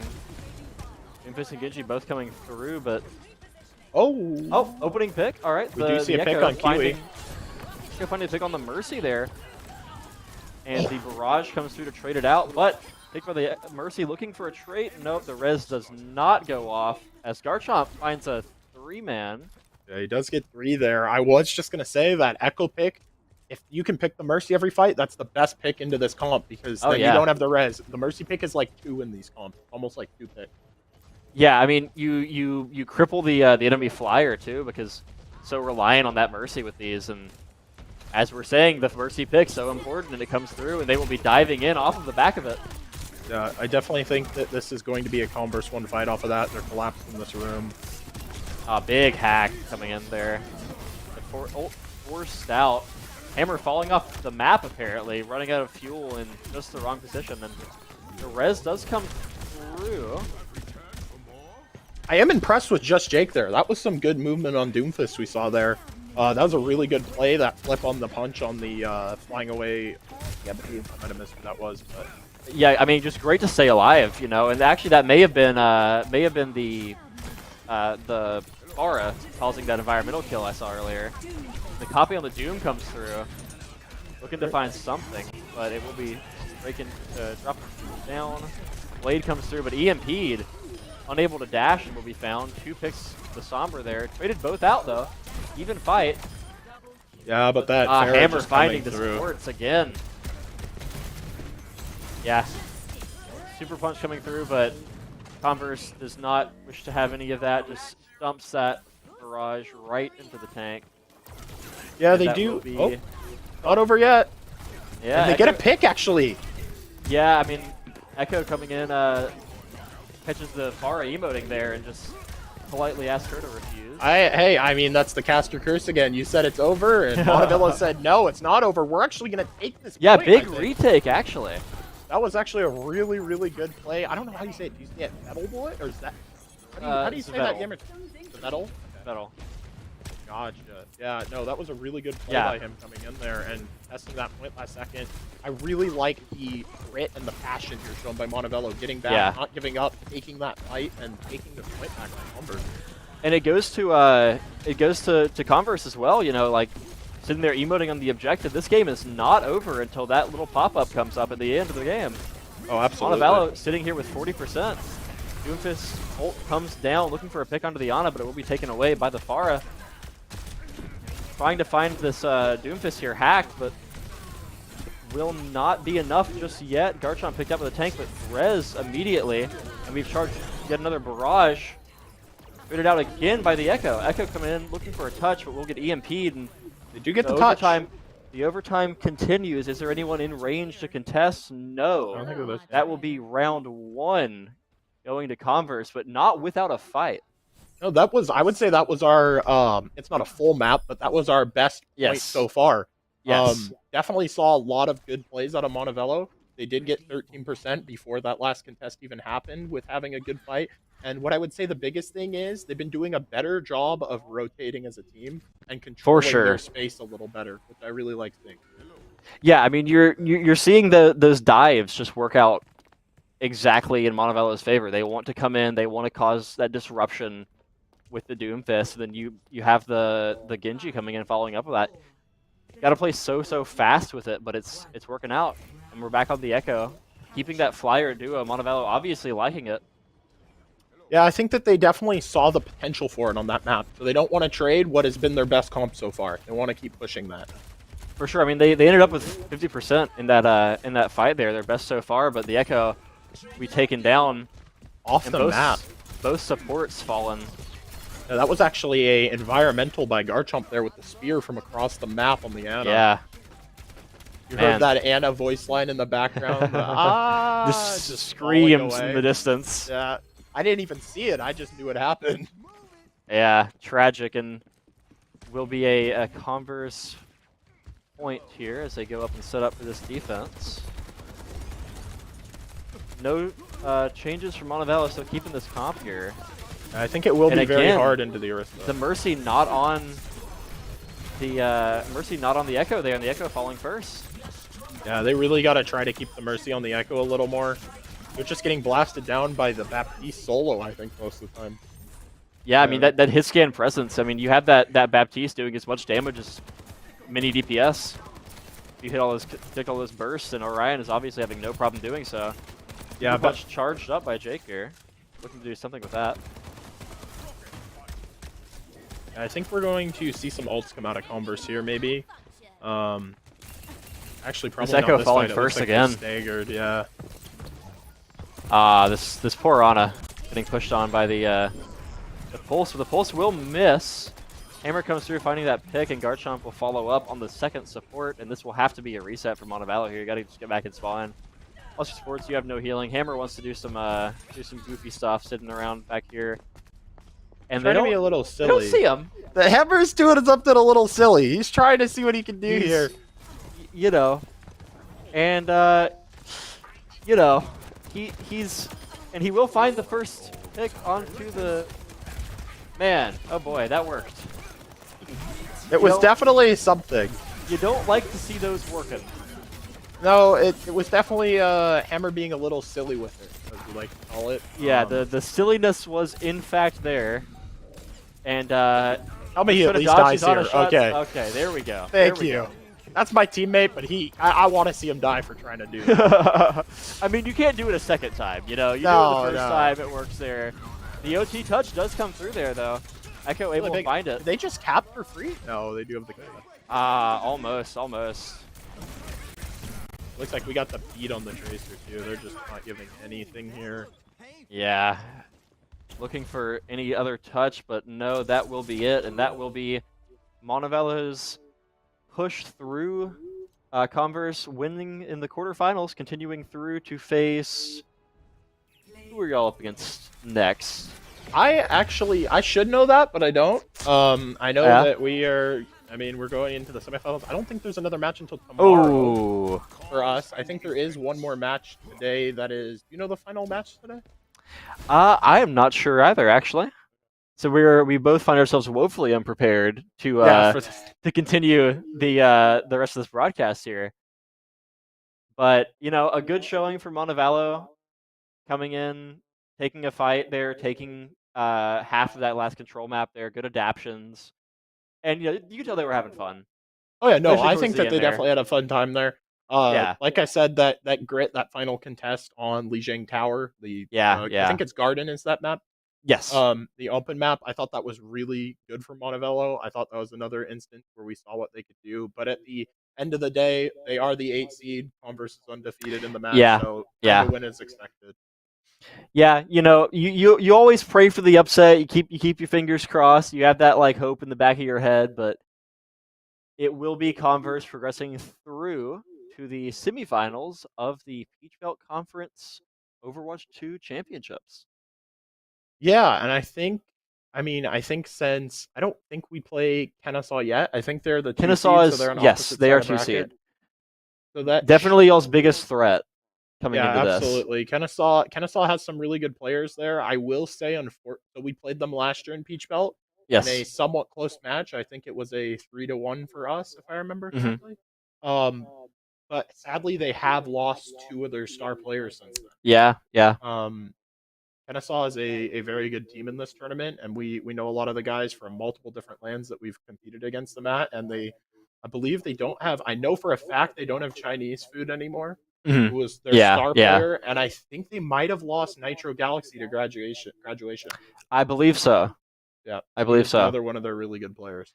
Yeah, I mean that's the curse of collegiate esports, but also part of the fun. You have that rotating roster coming in year over year, and we will be ready to throw it to a break here. And we will see you back later with the stream will tell you. The stream will tell you what games are up next. Because, you know, we don't have that. But thank you all for joining us very much. Thank you.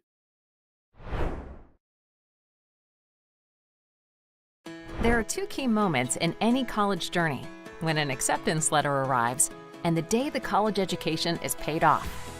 And College Ave Student Loans is with you to help cover costs all along the way. We offer stress-free private student loans for undergrads, grad students, for parents, even loans to refinance your existing loans. Whether you're starting college, already in the workplace, or just trying to figure things out, turn to College Ave and breathe easy.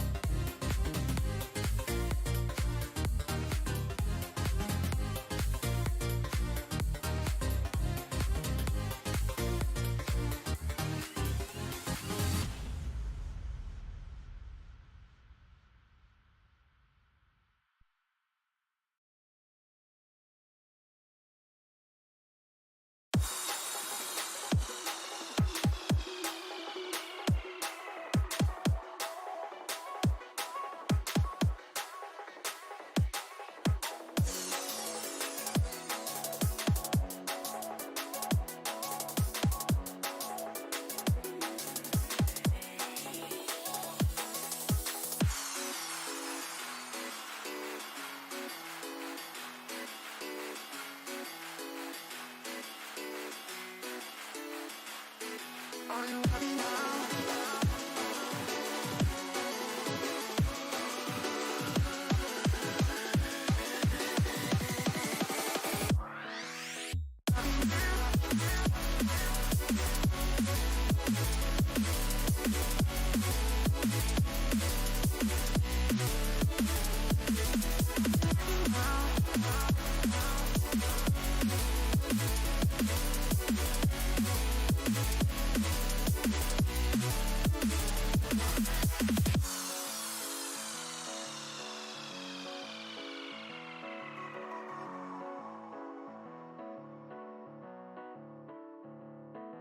Are you happy now?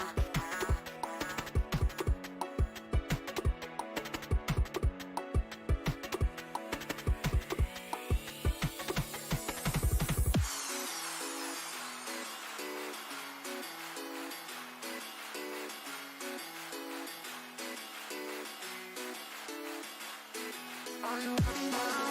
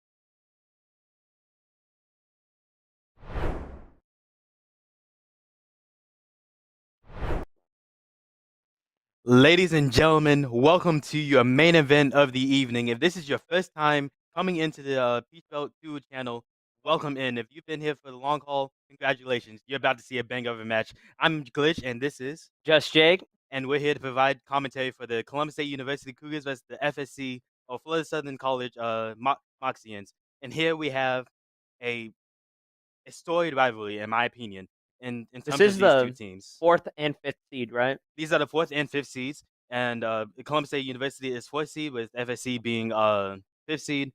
And as you can see, the match did just start, but because Florida Southern College was late, they will be dropping a map to Columbus State University. FSC does get the side pick, not side pick. I'm sorry, they get map pick, but Columbus State University gets side pick. And the first map that we're going to go to, technically, first map that we're going to go to is is Blizzard World. How are you feeling about that? I feel like Blizzard World's a really good map. I love the first point, and it's really all up to how they can control the high ground here, and like which side they're gonna play on. The high ground is king in most maps, but I think it's king in Blizzard World. So, quick point of order.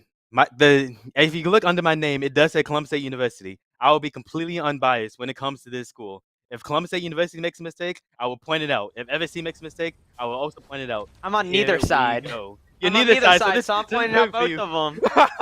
This is coming for you, Jay. I'm coming for their throats. So let's go ahead and take a look at the competition both teams are rolling out with. Here we see a bit of a rush comp on the side of Florida Southern College. Easy on the hamsters, Zuko, T-Bug, Jason, Genji effectively, as well as Kiriko and Pinata for Ariel, AJ, and Hef. Yeah, And that's just pacing for both supports besides the Kiriko, who needs to get in there with their team. We But definitely I think Columbus State University. I'm sorry to interrupt you, Jake. I'm sorry. Yeah, sorry. Going No, that's real my quick. fault. I interrupted. Columbus State University is rolling with the composition that's also a bit of a poke comp. So this would be interesting to see. And here we go with. They did use him more early here, like before the fight starts for some reason. It And seems here- like they want to play further back instead of control this height. So it looks like Yeezy's gonna have a free engage on their back line. Yeezy is all going to go ahead and all the way rolling on Ski, and Ski is already getting pressured in from Yeezy and Zuko. Zuko needs to be called out quick, fast, in a hurry. T-Bug's already taking damage, and the dive is already discoordinated. The point is being contested. But here comes amazing. University already in control. T-Bugs and RK. They evened it out. Let's see, they're up one support right now. Let's see if they can pull out another pick. Ooh, the fight's even now. The dive right now is looking a bit discoordinated for the side of FSC. They're a bit late to the party. Oh, it looks like they're pulling it up. Mind, as I say that. It's just fights coming in from all points of sides. And RK's already getting kills from every which way. And he's able, as well as his supports, able to help contend against FSC. And once again, if you are just joining in and you see Columbus State is already up a map, FSC, sadly, unfortunately, was a bit late. They're mapped down. And Columbus State University is already at the forefront, and the forefront in this map as well. Florida Southern is definitely playing to see if their Hammond can knock their DPS off that height and keep them off height, because just shooting down on them. Oh, big early pick from the Hammond. He's already getting the pick onto Ski, and RK getting killed as well. Height. Oh, looks like Florida Southern with 3 picks here. FSC's composition. Their ass. Not just a tank. Let's see. Looks like this is going to be a big dagger on their Sigma if they can get the pick. And Yeezy is already just rolling into the backline just to see if they can apply so much pressure. Yeezy getting rocked by Mizu O'Malley, and Yeezy getting lower than my follow account on Twitter. You're gonna have to pick that one up though. Let's see. Now let's see if they're gonna be able to control the height here, and I'm really seeing a lack of them moving towards the height on the defense side. Ooh, T-Bug's getting rocked again. It does look like Columbus State has the ult advantage here. If they push in fast enough, they should be able to get early picks. Oh, big blade coming out. T-Bug's able to get one. Actually, no, not even one. A half. He gets the immortality field. That's it. Maverick and RK pulling out all the stops to get some kills. Skins out here pulling out the Missy 9 all over in Florida Southern. And they managed to. They have 3 ults, or they're about to have 3 ults coming up. And Florida Southern also has 3 ults coming up. That was a big ult dump coming from Florida Southern. They were good at using the ultimates, but they didn't achieve anything with them. They used 2 ultimates for no picks. And for what? Oh, there's a big pick never right there. Mind. Early kill on Maverick. Never mind. Let me shut my mouth. T-Bug's already getting the kill on. They don't Maverick. need the ults to win these fights. Oh, Basher already on the song pick, getting the kill on the Yeezy. He saw Yeezy was annoying on ball, and he's able to deal with him in quick fashion. RK's able to get 2, he's able to get 3. He is not able to get 3. They played way too slow there with that early pick. They should have engaged to try and get the rundown on their team, especially with that being the Baptiste. I cannot agree more. They only had the Mercy heals. They got a hard focus to the Mercy early so that their DPS top getting value. And here we go with the big FSC. mines. FSC already going in on Skia. Splitting their Skia is team in getting wanted down. Zuko has to be forced to use the recall, and abilities is just getting used quick fast. They have EMP here. Let's see. A huge It is- EMP, it is getting being 3 of used. them. Let's see, are they going to do anything with that EMP? Oh, there's one pick. The EMP did get used efficiently, and it's amazing how quickly Basher was able to get the EMP Close rock. available. And Zuko getting a kill onto the immortality field, but that's all they're gonna get. Seems like for he's this really fight. hunting those immorts. We're He's- definitely seeing better ult usage coming from Columbia State. They're getting way more value from all their ults here. Yeah, you're right. Columbus State is able to use the ultimates in quick and good order, but Florida Southern is gonna go ahead and change up their composition. Easy onto the Winston and Zuko onto Soldier 76. That's an interesting pick here. I don't really ever see a soldier being played. Oh, Columbus State made a big swap to Reaper here.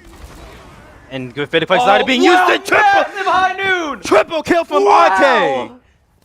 Deadeye getting at least a triple, and Basher getting a kill onto Mercy. He didn't even need to use the flux to pull them into the air. They just walked into it. They just walked into it. Might as well bitch And they're already swapping tank to Sigma. Looks like they're changing to a more of a poke comp here. I don't know about the Mercy pick. Same with the Mercy, with how they're getting all these early picks. The FSC is going through more composition changes than the character going through a redemption arc. Yeah, they definitely are playing Mr. Big Wall on the What a Sigma. wall It from looks like Basher- this fight might Basher's just May. be over. Oh my Yeah, lord. that was an amazing May wall. Oh my, Bash is just running ham Yeah. on them. Wow, he's me. crazy with it. Oh, someone stop this man. Man, amazing May wall and then an easy 3-piece coming out. That was wild. 60 seconds in counting for FSC to get this point to the second part I of think- Blizzard World. I think a big issue here is Florida Southern swapping their comp so frequently. They're not really getting any ults here or using them. Because Sigma- tank ults can change an entire map, but they're just kind of getting rid of tank ults before they get them. T-Bucks doesn't need to have his overclock. He's He pushing decided three. to use it. Oh, Blizz- he decides not to go all the way. Valkyrie's also getting used from Hev. We see that Yeah. Basher doesn't need to have his snowstorm. He uses it and it goes on to Oh, the high ground. big Don't think he freeze. wanted it to go up Oh, there. they're dumping everything into the Sojourn. Keep her up. They are able to keep up, but the good news is that overclock is indeed out. Tycho Oh. Visor is indeed Let's see. activated from Zuko. Oh, big pick on the Cassidy. Amplification Matrix coming in Big from amp. Maverick, and these ultimates are coming out quicker than I can talk about them. They're gonna have to do something here. They only have 7 seconds left. Looks like Florida. Oh, big nano coming out. The gravity situation is indeed getting worse and worse for Florida Southern as the Phoenix Flex is being used by both teams and Amplification Matrix. Immortality pills are being used. And teammates are going down from both sides. Page just coming in, left, right, and center. RK Yeah, Florida is Southern's getting just gonna multiple stagger kills. touch. It's crazy. Their Cassidy players. Oh, and a Mercy pick coming out there. My goodness, a team kill to seal this round, and we go to Columbus State to their attacking side. I definitely think Florida Southern needs to decide on a comp and stick with it for more than one fight. Not trying to throw any shade, but if their tank player keeps swapping like that, they're never gonna get ult and never get value. We ain't talking shade. We spitting facts. They swap more times than I swap out clothes during the semester, as you And should. We're definitely seeing DPS on Columbus State side putting up numbers, and they're not really doing anything to stop their DPS from getting these free headshots, getting these free walls. Basher right now is proving that he deserves to be on the DPS slot. Oh yeah, he is Whatever DPS crazy. you put him on, he's going to put in work, not take away anything from my Cougars. But Basher's out here putting it in. You can tell who got warmed up and who couldn't. Oh yeah, I And- definitely saw that Florida Southern. I know that their Genji player or their Cassidy player right now. He's a crazy Genji, but he wasn't really sticking by it. He played one they kind of played like a dive comp, and he swapped off the Genji, which he definitely should have stayed, and they could have just hard focused into him. Well, let's be fair to the Genji. The Genji's all dependent on the competition around him. As soon as the ball swapped and the tracer swapped, it's time to get off. You're not really That is doing anything true. solo. And what are we seeing Oh here? gosh, this Ryan is getting inspirational. What? Let's see what he's scheming up here. Is he trying to like either comp early and then pin back? What in the? What is Yeezy doing? What is happening? Oh, just getting an early fire. Yeezy, can you do something for me and get back to your team? he Please and missed thank all the you. fire strike. Got no ult charge. He got no ult charge from either fire strike. Let's see if they're gonna control the height here or if they're just gonna walk. Oh, it looks like They Lucio just- wanted to go height. But They're just walking it they down. ignored it. They're just walking it down. I feel like definitely. Oh, what an anti! Crazy nade What an coming anti in, from Aerial forcing out all AJ! their cooldowns. They need. It's just their Ryan. They need to kill their Ryan early, and now they run their fade down. That would be amazing. Oh my what! I wish we could see an instant replay of Aerial AJ's. Oh my gosh, their May gets a pick there. The May does indeed get a pick, and that may help Columbus State Asher is University. crazy. Uh, That was a crazy nade. They need to play. Wait for them to get 5. Columbus needs to rush in there and try and cut off their Cassidy. Cassidy will get there quicker than May can. I think that both Lucios will. Indeed, just as I was about to say, both Lucios are indeed taxing their effective. Oh, big Cassidy's fire strike back. kill. Oh my! Oh, they're walled off. They need to break the column and keep their Ryan alive. Oh, they're honest. Oh, there we go. Playing in the line of sight. Let's do it if you can pop the shatter here. Yeezy does indeed have a shadow available and ready to Oh, use. he is going into their spawn. Oh my word! This man knows Oh no my fear. gosh. Solo shot onto Bastion. What a maniac! He Shattering is her. showing dominance. Oh, And a fire strike fire for no strike reason. straight into the What? air, like fireworks. Go to the heavens. Hopefully it doesn't strike back down onto you. Why This not? Ryan player is getting real creative here. Looks like, man, has their Ryan used Shatter last fight? Nobody got hit by it. Only 50 so far. I'm not too sure. I wish I could go back in time and tell Yeah. you. I don't think. My first answer is no. But Yeah. here we go again with Columbus State University. Gonna go ahead and go. Oh, they're going for another a way. big sneak flank. Let's see if they're going to try and take the height early and shoot down upon FSC them. knows. They FSC are knows about that to they're have there. window. Let's see if they can utilize this window and shoot down on them. It would be a huge ult here. Oh. Big window, firing down on Columbus them. State has the positional advantage. I don't think they know that FSC is gonna go again. Go ahead, Looks go like to the they're left going to side. give a dick, wait out the window, and probably play for the nano. That's what I do. Oh, Yeezy is down, big and pick on their this is Ryan. big. This is big for Columbus State. The tank is down, and that puts the FSC in the It doesn't look like they're going to be able to do too much. They're going to have to get real creative here. Early pick from the cast. It looks like points are going to go for Columbus State here. And Columbus State has 4 minutes on the clock. I could make a whole entire poem in that amount of time, let alone cap the points and Oh, big before stagger second- coming on this Oh, Ana. Wow. What is Yeah, that? their Ana is not going to be there for the next fight. They need to push the advantage here. One on cart and run onto that height. Let's see. Okay, they're leaving the Sojourn on cart here. Let's see if they're going to be able to do anything with that. They are playing a little bit slow. Huge wall coming out. Big May. Snowstorm is gonna come out. Yeezy is gonna go and get down. Yeah, it sucks. It sucks to be Yeezy right now. It sucks to be Reinhardt on this map. Wow, this Ryan is just getting hard harassed. He was creative on the first point, but looks like he's having a lot of struggle here. I want to ask you if you're getting comps to my team, because that's exactly what it seems like they're doing. They're pitching the advantage. They have one on card. Excellent strategy.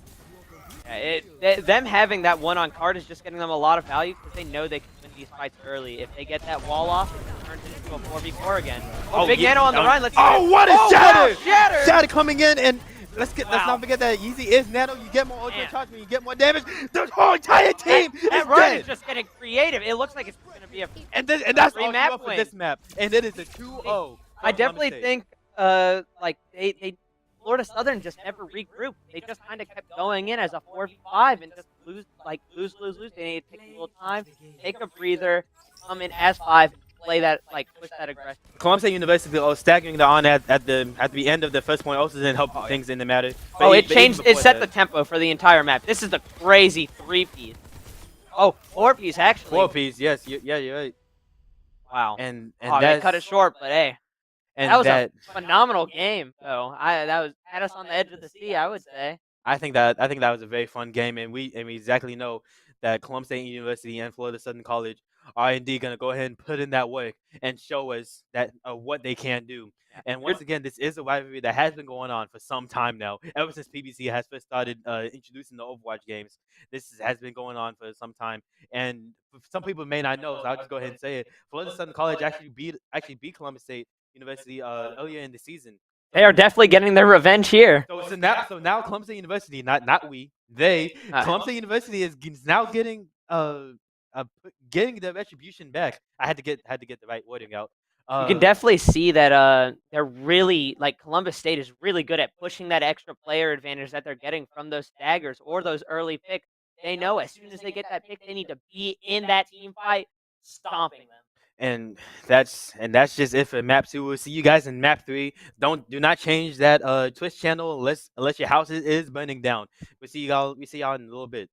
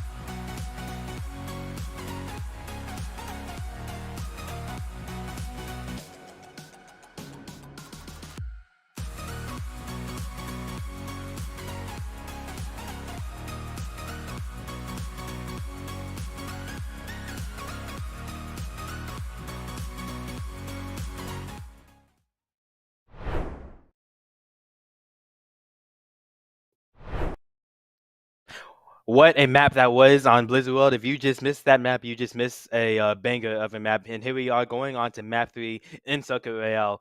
Jake, how do you feel about the previous map? How do you feel about this next match coming up? I definitely saw that Columbus was really pushing the advantage on all the picks they were getting, and Florida Southern was playing a little scared. They had their tail between their legs. And this map's really all decided on who can play the better dive or who can play the better poke. So let's see what they're gonna pull out here. And a quick point of order: the score does indeed say 2-0, but Florida Southern College was late, so they had to drop a map. So right now it's technically 1-0, but for official Peach Belt rules, this is 2-0. So they're late, 2-0. We move on to Circuit Royale. And here we already see some Sigma. We said off camera that this map is dominated by the tank. It's dominated by either Sigma or a dive tank or what have you. So, Ramatra is also just crazy here. would you say that this is more a tank centric map, or would you say this is a sniper centric map? I also think that snipers are also a big thing as well. It's all about it's all about the Widow play, the sniper play here. If their hit scans can go crazy, then they're gonna run the game because you gotta have that cover, gotta have those longs being covered. You can't cover every angle, and there's a million you're getting fired at. And the compositions are just so similar for both schools. The support lineup going is for a crazy shot early. Support lineup is similar, but also the tank matchup. It looks like we're gonna see who can poke out better here. It looks like Florida Southern's tank is trying to get that early space, but not really pressuring the height, kind of leaving his team to get shot at. Really all up to if someone can get a lucky headshot or if their Widow can go crazy. They're going to run down the Sig. Ooh, Inward out early. Let's see if Easy can take control of that height here. Looks like he's having a lot of trouble. The team's definitely focusing down their Sigma. Crazy shot coming from Basher! Oh! Put that on the montage. Let's see. Like we were saying, this is a very sniper-controlled map. It looks like that early pick is going to help spiral Columbus State into getting that hold there. Let's see what Florida Southern's going to respond with. Florida Southern College has to just combat that with probably positioning, and I think Easy may have been a bit out of position there. I definitely think with the tank overextended in there, it gave free reign for their Widowmaker to just do whatever she wants. She's playing an off angle, not letting herself get seen here so she can get free shots on their DPS. If they can't pressure the Widow, they can't win this map. Let's see, it looks like they got the height early, but there's a big pick coming out from the Widowmaker. Let's see if they can steamroll and push this advantage like they did on Blizzworld. Oh, another big shot coming out. Looks like they're going to hold their ground and stay steady. Oh, a window coming out from another huge pick on Florida Southern. Looks like, and they're just running them down, just picking them early. They're going to have to do some swaps here to see if they can get some value here. Mizumali getting 2 kills on Florida Southern really hampered their chances of pushing on to Columbus State. They weren't really able to push on the advantage. It's already hard enough when they're on this high ground. Another challenge without it. It's their Widow's just getting free shot while they walk in. They can't do anything about it. She keeps taking these really good, huge flux, 4-man flux coming in. Giant in-mort field coming, saving their entire team. Let's see if their Sojourn can do a play here. Both ults getting popped with the Valk and the big pick on the ult team Sojourn. Let's see if Florida Southern can push this advantage. Another pick on the BAP. Looks like they're just going to run it down. No more ults needed. Big stun. Let's see if they can kill the Sig. Nice. Phenomenal play from Florida Southern, pushing that advantage with the Valk. The Sigma took himself out. He said, I ain't going down to you. I'm going out the way I wanted to go out. And he was able to. Crazy angle coming in from Basher. I hate those angles on this map. They're absolutely vile. Let's see if Columbus State is going to get the contest here. It looks like they swapped to the Reinhardt to try and get a touch here and just hunker down. Early pick from Florida Southern. Ooh, another pick from Basher. His crazy Widow play, taking their tank out early. Let's see if Columbus State can push the advantage.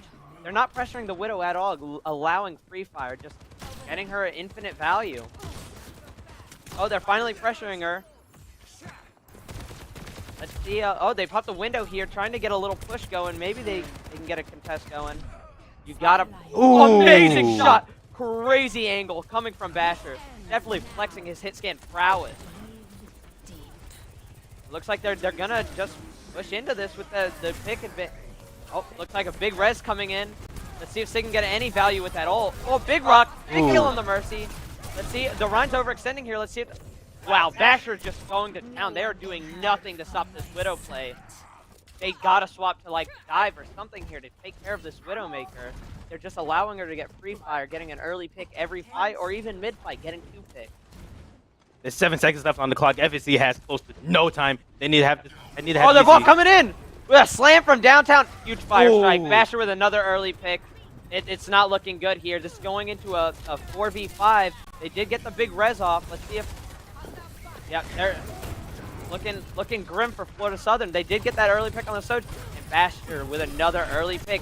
Oh, big pick on the Mercy. Let's see if their Sojourn can do a hero play. This is looking real grim. Columbus State just controlling the high ground. They're not pressuring them enough. They're getting these picks, but Basher's just getting more. Wow. RK with the overclock to put this game out of overtime and into the next fight. And Columbus University is firmly in the driver's seat. They just need to get the base fight, the end of the first point, and they got this one side seat. They're not pressuring the snipers enough. It's just free reign for them. Let's see if Florida Southern get a full hold here. They got to play this corner close so they can get multiple fights coming into this. That's what I would do here, but, you know. From a play's perspective, just play close. Yeah, just play close. They're already close enough to the payload. Either play close or play far back where Columbus University was in the first fight on the high ground and just play there. But otherwise, you can't really just lay back and play like I do know Florida Southern's player, Yeezy, is a crazy ball player. If he would have just played ball early there and they played the dive, they most likely could have beaten them there. Because it seemed like Columbus State's poke is just was unbeatable there with the Widowmaker play and just no pressure on her. They couldn't do anything, and the ball could have been the thing to scare the Widow off. Then a question: you think those holographic drinks are drinkable? Like the drinks on the tables? Maybe for the Omnics, but I think that might be a way for the humans to order, but I'm not sure. I don't know. Probably tastes good. You think they would taste good? Maybe. It looks good, so let's taste it. Yeah. That's my logic. Anyway, You back like to the game. plankton. 3 seconds left on the clock. It seems like they're running basically mirror comps here. The Circuit Royale, definitely one of my favorite new maps coming from Overwatch 2. I agree. Let's see if there's any early picks. Let's see Widow getting some crazy shots. Oh my god, crazy shot on Zuko! Wow, he baffled even himself there. What in the Wow, they get another early pick on the Mercy. Wow, Columbus State is putting up the montage reel going. Wow. Basher just controlling this lobby. They're doing nothing to stop him here. That was the fat. It didn't same team kill. That was a team kill. Yeah, I said early that this is all about the tank play. It looks like it's all about the Basher play here. I said early this map. It that's what tank was. Oh yeah, you're proving me wrong. I'm biased though. I'm a tank player. Close and the goal of Halo. Yeah. I definitely would say Florida State, Florida Southern needs to play real aggressive here. And Columbus State, all they got to do is charge up 5. Another huge pick coming from Basher. He is just absolutely putting up the montage. Hey, even in the fight. Let's see it, big res. Oh, Zuko with another pick. This is looking like a lost fight for Columbus. Looks like they're just going to charge up ult and just try and get these Widow picks early. I definitely think Columbus State can rely more on their Widowmaker player to get these early picks. Basher and RK have both been putting in pressure for Southern, and we're gonna see if this pick full or diamond out of Southern so far is probably the latter. I definitely would swap to, I don't know. I wouldn't really do too many swaps. Big flex coming out on both the supports. They get an Inmort out early. Let's see if Florida Southern can push the advantage with big pick on the Sojourn. Let's see if he's going to get any more with this. Looks like it's just really a zoning. Oh, wow! Crazy shot on the Widow mid-grapple. Let's see. Oh, big res. Maybe Basher can get a big pick here, even it out, and they can push in. He does have the wall hacks to get this through. 1 minute and 40 seconds left on the clock for Columbus State University to get this point to the goal point. Again, if you are just joining in, Columbus State University has stopped to getting it to the first point. They just need to get it for the first point, and they win this entire game. They win this entire series. As it is, They went wall hack for wall hack, so let's see. It looks like Columbus State can just ult dump here and get a win, but you never know. Florida Southern got 2 ults coming up, but Columbus State has 4 here. There's the early. Oh, rocked out of the ult. oh! But him going into the air. Got him taken out of the fight early here. This kid pulling out the Mercy 9. Oh my god! Oh my goodness! He pulled out the 9. Oh, Mercy frag montage. Wow. Sign me up, and that is all she focused on. University doesn't take home this victory, and they move on towards Converse University. What a game! That was an amazing game. Columbus played their hearts out. Their DPS players definitely put up the numbers there. Seeing why he's got that Masters Challenger. And it is unfortunate that Florida Southern was late. I want to see a third map. I really do. I would have loved to see a third map, especially with this DPS play. And T-Bugs capturing the play of the game and capturing that play, as I said. And a phenomenal game coming out from both teams. You definitely got to learn to pressure that sniper more. You know, it is a great game overall, though. Say they definitely won the rivalry in that match. The rivalry between Columbus State University and Florida Southern College will probably never end, in my personal opinion. But here we go. It's another chapter in the story closed, and we move on for next year in terms of Florida Southern College and Columbus State University. But between Columbus State University and the Peach Belt Conference, the story keeps on going. Once again, you'll catch the stream live tomorrow on Saturday. Follow the channel if you haven't already. Thank you guys so much for watching. Thank you guys for enjoying the games. Thank you to the teams, to all the teams, and Esports U at the production and the observers for giving us the opportunity to cast. Much love to everybody. They're phenomenal, and it's been great. Peach Belt has treated us all phenomenally. And we're gonna go ahead and sign off. This has been Jake. This has been Glitch, and thank you guys so much for watching the stream. We'll catch you guys later. Hopefully, we'll see you again on Saturday when the first game is live. Hope to see you then. Take care. Be safe. Y'all have a great night. Love y'all.